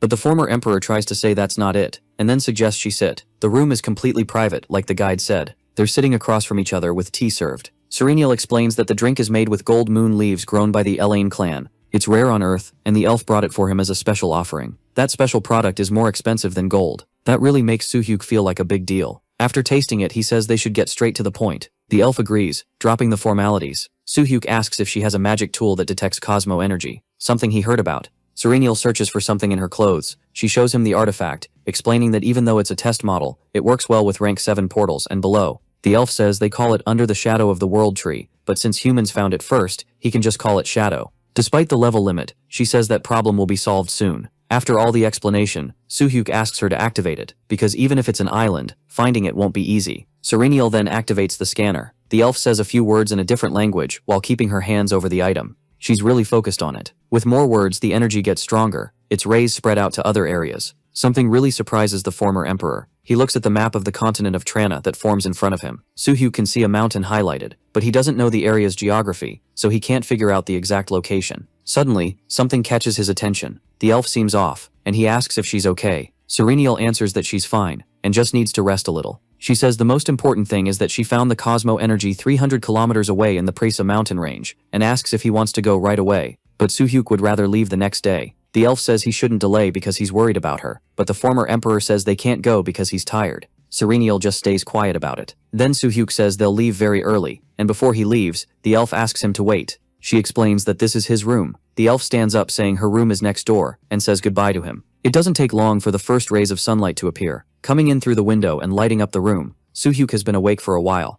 He notices someone approaching. The former emperor opens the door to greet Serenial, and asks if she's feeling okay. She confirms and thanks him for the concern, so Soo-hyuk, happy to hear it, asks if they can leave now. Serenial is already ready for it. The two walk to the vehicle. Soo-hyuk thinks a quad bike is a bit tight for two people. He asks if it's okay for her to ride behind him, and the elf asks what he means by that. A little awkward, he explains that she should hold on so she doesn't fall. Soo-hyuk speeds up his quad bike, and just like that, the two set off on the mission. Passing through the almost deserted city, someone asks if the two of them left. Ji-won confirms he saw it with his own eyes. The bald guy says he'll get paid when this is over, but Ji-won reminds him the deal was to pay up front. But the man says if an elf is involved, that's worth 1 billion won more. The guide tries one more time to say that wasn't the agreement, making the big guy shut him up. With a smile, the bald guy asks if he didn't say he keeps his promises. Scared, Ji-won explains that's not what he meant. The bald guy tells him not to throw his life away out of stubbornness. But Ji-won is pissed that the guy grabbed his info and walked off, trying to see if things will go the way he wants. Meanwhile, on the empty road,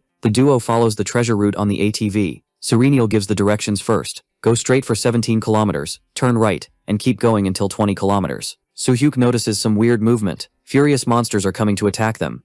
Up front, come the giant rats. Serenial uses the gnome's spell, clearing a path for them through the monsters. The creatures also get hit. She uses water spirit Undine, making a creature appear. The rats get attacked by the element. Soo-hyuk wonders if she's summoning spirits and wants to know what the elf's power is. An even bigger rat shows up. Things only get worse for them. He tries to dodge the monster. Once again, the elf summons the gnome spell, making a small earth spirit appear, but the big rat pushes back against it. Serenial is surprised he broke her barrier so fast. Soo-hyuk, wondery running through his whole body, says he'll handle it. The monster screams when it realizes he's coming straight at it, and he's ready to punch it. Soo-hyuk one hits it with Wind Fist, blowing a huge hole through the monster. The creature drops to the ground. Soo-hyuk one is pissed, and asks how it dares try to take his 800 million. The elf, though, is impressed to see a wind spirit, which is impossible for a human. But the Awakener explains it's not real, that he's just gathering air with his energy, and firing it forward. Even so, she's still impressed because he just talked about chi explosions, which take serious skill, and he uses it like it's nothing. The elf knows he's getting even stronger, and now she gets why her master spoke so highly of him. Soo-hyuk realizes something's wrong. A fireball comes flying toward them, hitting the ground with an explosion. The ex-emperor was faster and managed to save both of them. Soo-hyuk asks Serenial if she's okay, and still a bit confused about what just happened. She says yes and thanks him. Some cars are coming toward them. The elf asks if the ex-emperor knows them, but he was about to ask the same thing. Soo-hyuk notices the vehicles have a magical defense barrier, which means attacking head-on isn't a good idea. He asks the elf if she can drive, and luckily she has a dimensional driver's license. Soo-hyuk asks how much experience she has, and not really understanding, she says about 3 years. So Serenial takes over driving the ATV. He also checks if she can get past the two cars. With her confirming, the Awakener tells her to speed up. The cars are about to meet. One of the enemies holds an item. He's sure they're charging straight into their deaths, so the thug throws the stone. It hits the ground and shatters into a bunch of pieces. The other enemy uses his skill, a kind of sandy fog. Serenial tells him to hold on. she makes a quick swerve, escaping both traps. Soo-hyuk smiles at the good teamwork. Then he jumps straight onto the car, freaking out the thugs when they realize there's something on the roof. Soo-hyuk grabs part of the car, using energy to get more strength. The bald guy, seeing that, thinks he's crazy and has a death wish. Soo-hyuk keeps straining to rip the roof off, but the bald guy says he's an idiot for trying to break it since it's reinforced steel forged by dwarves. With all his effort, Soo-hyuk manages to do it, leaving his enemy shocked. Then he tells the thugs to attack the ex-emperor. One of them volunteers to handle it, firing a fireball at Soo-hyuk, and the ex-emperor uses the roof as a shield, the material holding up against the heat of the fireballs. When the attack ends, he tosses the item aside. Soo-hyuk grabs one of the passengers in the car, making the bald guy freak out at him. But that's not the only thing he has to worry about. They're heading straight for a huge stone barrier. Then the car crashes. Serenial gives a small smile at the job well done. The bald guy is terrified they really lost that easily, but he's not going to let that happen. The big guy then jumps out of the car. When he lands, his feet are like rocks. With his transformation, he promises to finish off the skinny bastard. His size is terrifyingly huge. Soo-hyuk smiles. After all, it's been a while since his last fight with a transformer. The stone giant charges at him. Soo-hyuk dodges so he doesn't get crushed, staying well away from that creature. The former emperor notices his body feels way too stiff. Serenial is back because she knows the stone man is stronger than he looks. Soo-hyuk thinks the enemy is rank 10, realizing it'd be reckless to face him head on. Suddenly, he notices something terrifying. The stone man simply vanished. They look back, sensing something coming up from underground. Then the big guy catches them off guard with a sneak attack. The two of them jump before getting crushed, but his 800 million won quad bike wasn't so lucky. It saved his life with that jump. Even so, he's really pissed because his whole fortune got wrecked, so he asks the elf to step back for a moment. Soo-hyuk intends to turn him back into a human. Then he jumps, moving way too fast straight at the stone man. Soo-hyuk throws a kick, but he ends up hitting air. The stone man isn't there anymore. He was too fast for Soo-hyuk to even notice. Then the enemy comes up from underground, trying another surprise attack, but the former emperor manages to block in time. Soo-hyuk has no idea when he got behind him. At least he knows the enemy is digging through the ground like a mole to attack. Soo-hyuk thinks he can use a double skill just like Park Mugi. While attacking the big guy, he taunts him, saying he dodges like a rat. The former emperor stops a few meters from him. Soo-hyuk needs to break through that tough skin first, and there's only one way. He goes for a direct attack. The former emperor figures if the outside is too hard, he has to destroy the inside, using his internal destruction technique for that. But the big guy surprises him and asks if he really thought he was the only one who knows how to take something apart from the inside. Soo-hyuk gets put in a bad spot. Then the stone man attacks. Worried by what she's seeing, Serenial screams for the warrior. With an evil grin, the stone man says it's her turn. He says he'd love to take her away somewhere for some alone time, but he's not a patient man. The elf is determined to bring this monster down and save the warrior, and there's only one way to do it. Serenial is going to ask the spirits for help. The stone man tells her not to worry, because he'll send her straight to her friend. He attacks the elf. Dust rises up, making a curtain. Nothing happened to Serenial from the attack. Little by little, she starts to understand what happened. In front of her is Soo-hyuk, holding back the blow. The stone man looks pretty shocked, and Soo-hyuk doesn't miss the chance to taunt him, asking if he's ever heard of this. That softness beats hardness, and a flexible approach can defeat brute force. Soo-hyuk figures he got careless earlier, because he never imagined a weird octopus like him would be that strong. The former emperor also says that judging by his strength he's rank 12, which makes the enemy mad. Then the stone man tries to attack him, but for some reason it doesn't work. He can't even move, and Soo-hyuk says if he'd fought him at least 2 weeks ago, it probably would have been different, but this time it's different. Soo-hyuk asks if he knows that every space in the world has lines, and that they aren't infinite. He says they bend, break, then reconnect, and asks if he knows what the space between those lines is called. Then Soo-hyuk answers that they're called fractures. Then the former emperor touches a spot. He says even the toughest rock, standing firm for more than 1,000 years, will break if the fractures are weak, and then the stone man starts to crack. So Soo-hyuk promises his days as an awakened end right there. The crack keeps getting bigger. Then the man falls to the ground. He can't believe what's happening to his body. Terrified, he wonders if his power is really leaving forever.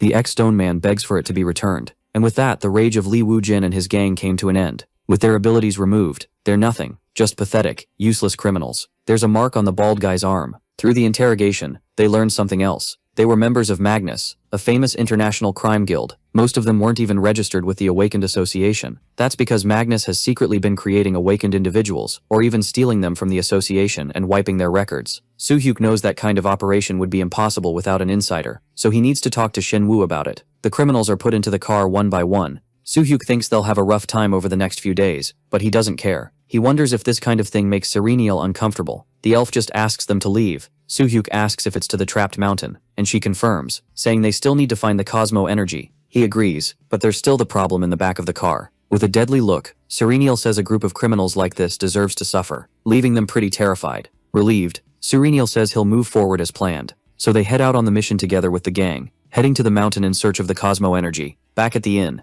the first floor is packed as always. Then someone walks in. Andreev and his goons draw everyone's attention. He says the rumor is true that the person he's looking for is in this dimension, and asks how he can track him down. People are scared after all. One of the Universal 8 is there. Andreev smiles and tells them to relax. He and his goons go up the stairs, heading to the most luxurious floor. Suddenly someone calls out to him. It's Jaewong, saying he has something very important to tell him. Andreev looks at him and says humans are really fascinating, and that emotions alone can replace control and make people act. The guide is confused by what he said. Then the blonde says it was nothing, and he just wants to know what he has to tell him. Jaewong reveals that the man he's looking for left earlier with an elf, and that the Magnus Guild went after them. He also praises the elf's beauty, and tells Lord Vladimir that he'd like her too. Andreev grows thoughtful at his words, which makes Jaewong think he'll accept it. Plus the guide is feeling like the day is amazing, because he never imagined he'd talk to someone from the Universal 8. Then Andreev's answer comes like a knife. The blonde just laments that he almost got his white suit dirty. He was only curious how far Jaewong's greed would go, but in the end he's just a piece of trash tied up with Magnus. Andreev demands that someone clean up the mess immediately. Meanwhile, at the peak of Blackfang, it had been a full week of searching for the Cosmo Energy. Soo-hyuk defeated several monsters to get there, but still no sign. Until he notices something wrong with the water drop. He looks up and sees something terrifying. On the ceiling is a huge bat. The creature notices their presence. It flies toward the two of them.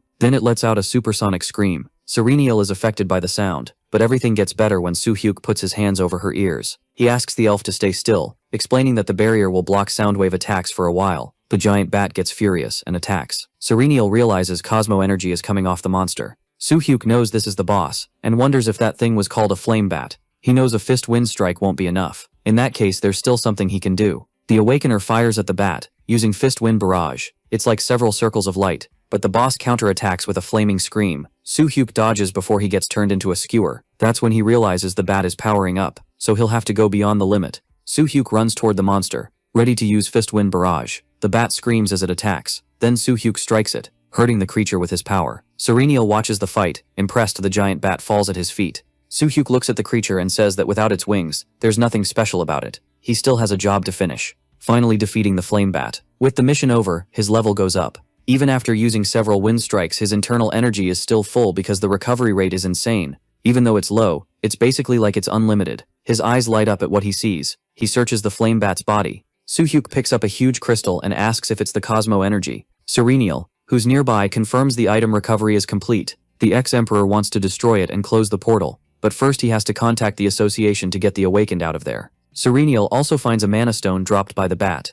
They defeated about 1,000 monsters on Blackfang Ridge, most of them low-level rodents. But mana stones are a different story. Just last week, Soo-hyuk got 11 6-star ones. Surenial says it's no surprise it looks special, because those mana stones are strong, and you could get a 7-star jewel with them, which is great for Soo-hyuk since it can be sold for 160 million, and they've got 11 collected from monsters, plus a potential 7-star. Adding it all up, that's over 2.08 billion won, and even after taxes there'll be enough left for him to buy another ATV. Surenial shocks him by saying she won't accept her share, since elves don't need earth money, just a few permissions. She hands over the stone and says that either way he defeated more monsters. Still, Soo-hyuk doesn't think it's right not to split it, and the elf says if it really bothers him, then he should visit Elvenheim someday. Surenial also says that if he really does that, he could teach her a bit of martial arts. She says she's not good at fighting like her master, and the ex-emperor says she's a mage, and he finds out Shahar is one too. The elf says she can't explain it, but she notices a difference between his martial arts and his master's, and that she doesn't have much talent for it. She says she doesn't want to be a burden on the battlefield. With a small smile, Soo-hyuk says that when the time comes he'll stop by, but right now they need to head back. The trip is done by car. Driving down the empty road, with the headlights lighting up the night, soon the meeting spot comes into view. Surenial is watching through the window, then she surprises the warrior by saying he can drop her off there. Soo-hyuk doesn't look happy that it's time for them to split up,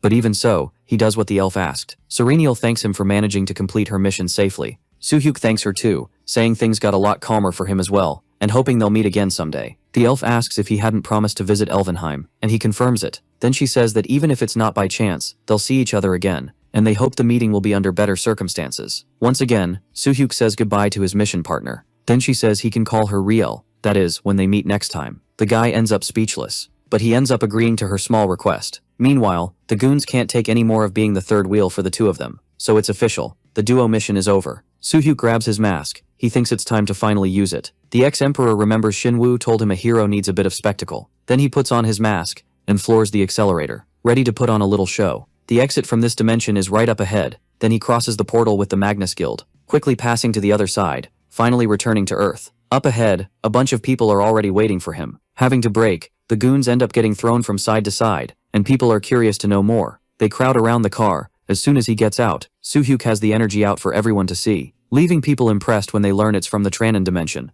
but they still don't know who did it. Then No Name shows himself to everyone. People say that by grabbing the Cosmo energy first, the hero beat Vladimir, but there are still doubts about whether this is really real. Young Soo-hyuk thanks the hero for what he did, and asks him to wait a moment while they verify the item. Using the machine, they confirm the Cosmo energy is real. The aide is happy with the good work. There's no way to doubt it anymore. Then young Soo-hyuk celebrates that No Name recovered the Cosmo energy from the Tranan dimension, leaving everyone totally shocked by what they're hearing. But then they start shouting the hero's name. Still at the site, the Blood Prince gets the news about young Soo-hyuk's departure. Surprised, Andreev asks if the kid hadn't entered the dimension recently. He gives a small smile, but he's consumed by rage at being outdone, having to admit that No Name is really good. He's also mad at Oh Shen-woo. Andreev then declares they're heading back, since there's no reason to stay anymore. The blonde guy, as always, walks with his two goons. Andreev notices people's looks. They think the blonde guy isn't anything special after all. He got outdone by No Name. But Vladimir thinks they're pathetic for being incompetent, just riding other people's success to feel superior. He's not there just to clean up the dimension. Andreev thinks that for someone with that much influence, Baekmugen could be pretty dangerous. For him, things only got even more interesting.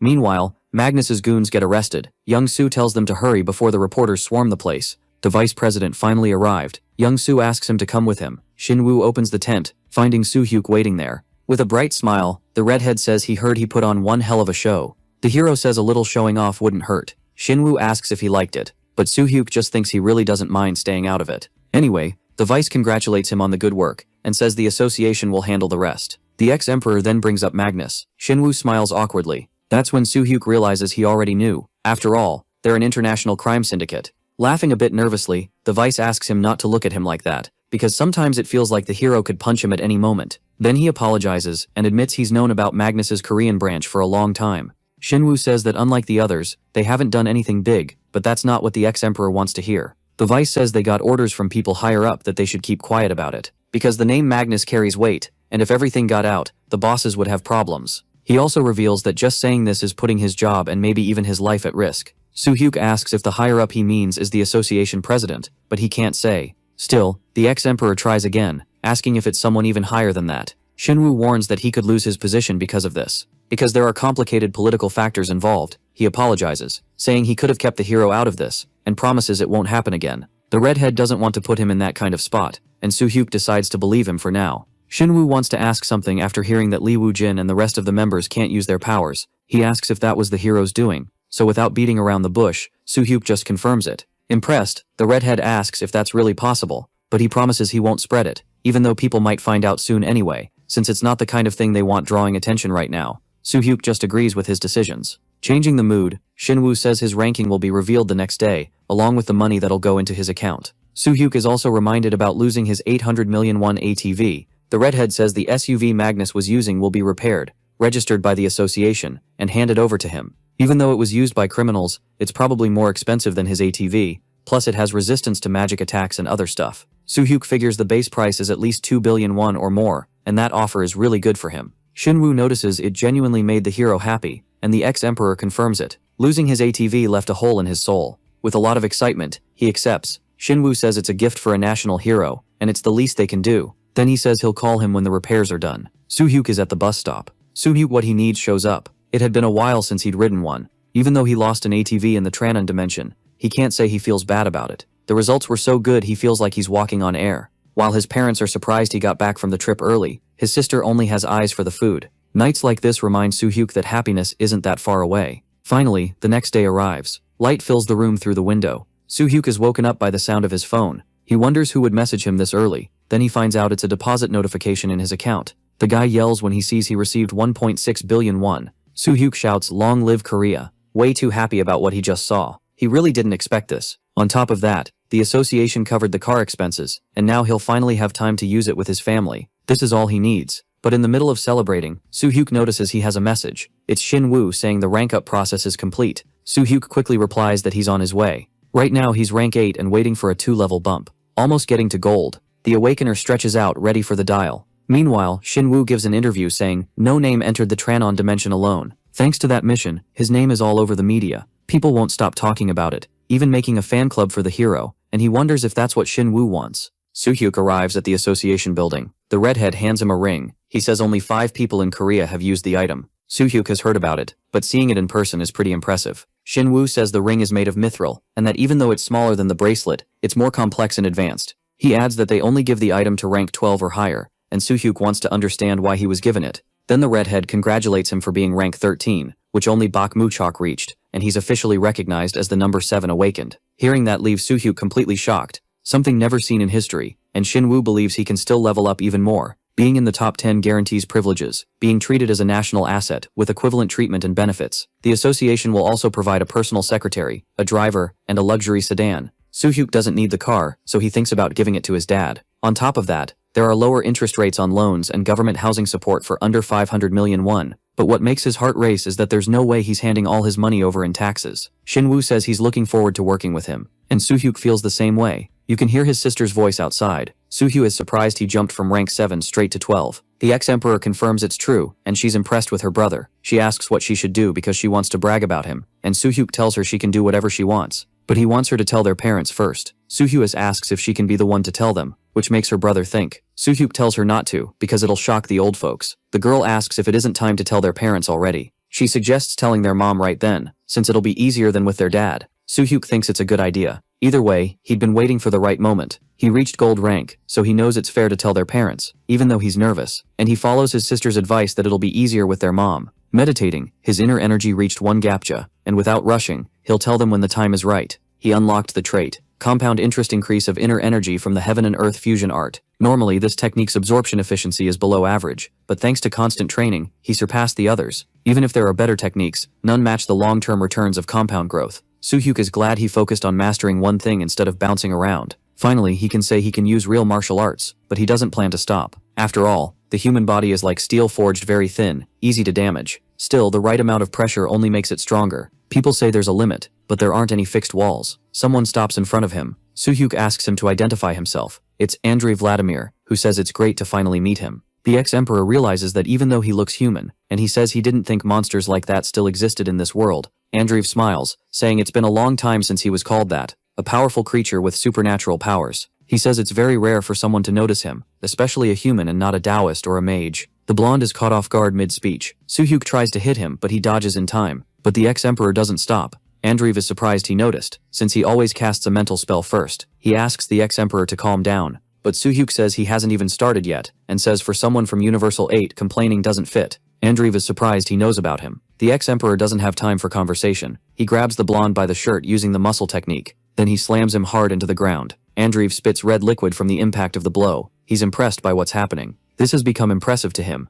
The Prince of Darkness only meant to mess with him, but Soo-hyuk genuinely pissed him off. Andreev traps him inside a magic circle. A red mist rises up toward the former emperor. Now it's his turn to want to understand what's going on. The blonde guy warns that no matter how wild he is, he won't be able to block this. Soo-hyuk feels his body getting filled with this strange energy. Something is happening to him. His karma and core spiritual level are way higher than his targets, so everything balances out. Mental resistance skill activated. The system is resisting the opponent's spell. Rising to rank B. Soo-hyuk's energy wraps around his whole body. In the system window it shows he completely resisted the opponent's magic. Andreev can't believe what just happened. Soo-hyuk then punches him, slamming the monster to the ground. Andreev is shocked that a human managed to resist his mental magic. Soo-hyuk is ready to shut him up, but the Prince of Darkness uses a defense. Even so, he's impressed a human made him spill his vital fluid. That makes him really angry. The villain then gets up, with his evil energy around his body. Now he's going to show his true power. He charges straight at the former emperor, but Soo-hyuk just gives a confident smile. Andreev's attacks get blocked, leaving the Prince of Darkness impressed. Soo-hyuk shines even brighter. Going on the offensive, he asks the opponent if he's done yet, because now it's his turn to hit back. Everything goes dark for Andreev. Little by little, he can see Soo-hyuk. The former emperor says he finally woke up. Soo-hyuk taunts him, saying it's pathetic to go down from just that, and asks if that's what Universal 8 values. Andreev says he can't believe he's hearing that from a mere human. Then the former emperor, judging by his powers, asks if he's some kind of vampire. The blonde guy just smiles without answering. Andreev looks around, realizing they're in some kind of parking lot, and Soo-hyuk confirms there wasn't anywhere else to throw him. Still, the vampire says he ended up in a sad state. He looks at himself in the mirror, and complains, saying he never thought he'd get beaten up in such a small country. Andreev is curious to know what he is, but Soo-hyuk reminds him the vampire asked first. The blonde guy asks if it isn't pretty obvious just by looking. Soo-hyuk says the world went to hell, if a leech like him is the world's last hope. And Dreeve says his words were harsh. After all, he really likes humans. But the former emperor thinks it's weird coming from someone who drinks vital fluid like a mosquito. The vampire says at least he doesn't eat people. Soo-hyuk says even so he still leaves people dried out. And Dreeve says even though he's a vampire, Soo-hyuk is the one scaring him. The former emperor says he doesn't look scared. Then the vampire reveals the reason is because this isn't his real body. That catches Soo-hyuk off guard. And Dreeve asks if he really thought the true Lord of the Night, the original progenitor, would bring his real body to a dangerous foreign land like this. He says he hasn't done anything that bad to humans, because these days you can't just drink vital fluid since they'll panic. The vampire tells him to believe what he's saying, since it's not like the former emperor would lose anything by doing that. But all Soo-hyuk can think is that this isn't his real body, so he understands why his physical strength was a bit low compared to his magic. He also tried cutting the energy thread while the vampire was unconscious to suppress his powers, but it didn't work. And Dreeve cuts off his thoughts. The Blood Prince says he cleared up his doubts, and now he wants the Awakened to answer his question. After all, even though he's not a mage, the guy recognized him and resisted his mental magic, so he wants to know what he is. The night in the city is calm, and Dreeve runs after Soo-hyuk, wanting him to kindly answer his question as a fair business exchange. But the Awakened says he doesn't feel like sharing something about himself with a vampire who tried to take him down first. Lord Vladimir says he doesn't want them to be enemies. For Soo-hyuk, it's a shame it's a clone, because he can't cut his energy properly. He also knows the vampire is strong, and if it were the real body, things could have been different. Just like that, Soo-hyuk regrets being proud of reaching the highest realm, when in truth he's still far from the top. For that there's only one path: become someone so powerful that no one could ever threaten him. By reaching the ultimate realm of harmony, of the stage, he won't have to worry about pests like the vampire. After all, greater strength brings greater freedom. Soo-hyuk understands he needs to get even stronger. Andrei is still there, and asks him to wait so they can go together. People walk down the street calmly. Meanwhile, the vampire follows him, saying there's no reason for them to be enemies. And Dreeve says he likes him and respects the arrogance of someone who's worthy, thinking it's really cool. He says Soo-hyuk is different from the other Asians he's met, because there's something about him that's unique, making the Awakened uncomfortable. Lord Vladimir gets recognized, causing a commotion, and they even record the two of them. He can't avoid the fame and drags Soo-hyuk into it. And Dreeve tries again to strike up a friendship between them, and with no patience the Awakened threatens to wipe him out if he takes one step. The vampire says he has no choice because it's the only way to talk to him, while people comment on how strange it is that they're getting close. Soo-hyuk doesn't look very happy about someone whispering that he's Vladimir's type. Besides the guys talking about it, there are several cameras filming him, but there isn't much he can do. He asks the vampire what he wants. Vladimir says he just wants to talk, and asks if he isn't curious to know how he was found. Soo-hyuk suggests they go somewhere else because he hates noise. He knows that if they stay there, people will keep following them. So Soo-hyuk gets the idea to run first, and asks the vampire to chase him. Finally, a quiet place far from the flashes, and Dreeve asks if people stopped following them, and the Awakener believes so. Then Soo-hyuk notices something. There's a small group around there. Smiling, the vampire says it's just a bunch of punks. One of the boys asks if they've never seen students, and tells them to mind their own business. The blonde girl notices how handsome the two of them are. In the middle of the conversation she asks if they're actors, since one of them looks familiar, and Dreeve says they're just kids and they should drop it because they have more important things to talk about. The two plan to leave, irritating one of the boys. They let out a tired sigh, which makes the kid even angrier. Then he goes at them. Soo-hyuk stops him with just one hand, surprising him with his strength. Then he gets thrown against the wall, leaving the girls terrified by the scene. All the boys were easily subdued, and one of them asks them to call the police. And Dreeve just mocks them, saying kids these days have no idea who they're messing with. Finally, one of them recognizes him. Then the vampire asks the kid if he's finally realized that everything he's doing doesn't matter anymore, leaving the group of punks pretty scared. They apologize as they hurry out of the place, and Dreeve asks if that doesn't make them friends, but Soo-hyuk doesn't agree, and just wants the vampire to say what he wants and leave. Lord Vladimir promises to limit himself to 3 questions. First, he wants to know how the Awakened got rid of his magic, but Soo-hyuk can't answer yet. The second question is whether he's an origin, but the Awakened asks what he means by that, and Dreeve says that on his profile it says he's a post-portal impact coma patient. But it's strange that his abilities aren't just basic physical upgrades. He says Soo-hyuk definitely isn't like the others. Then the Lord of Darkness asks if he knows anything about mages. Soo-hyuk asks if he means awakeners of that type, and Dreeve says that's a mistake because they aren't real mages.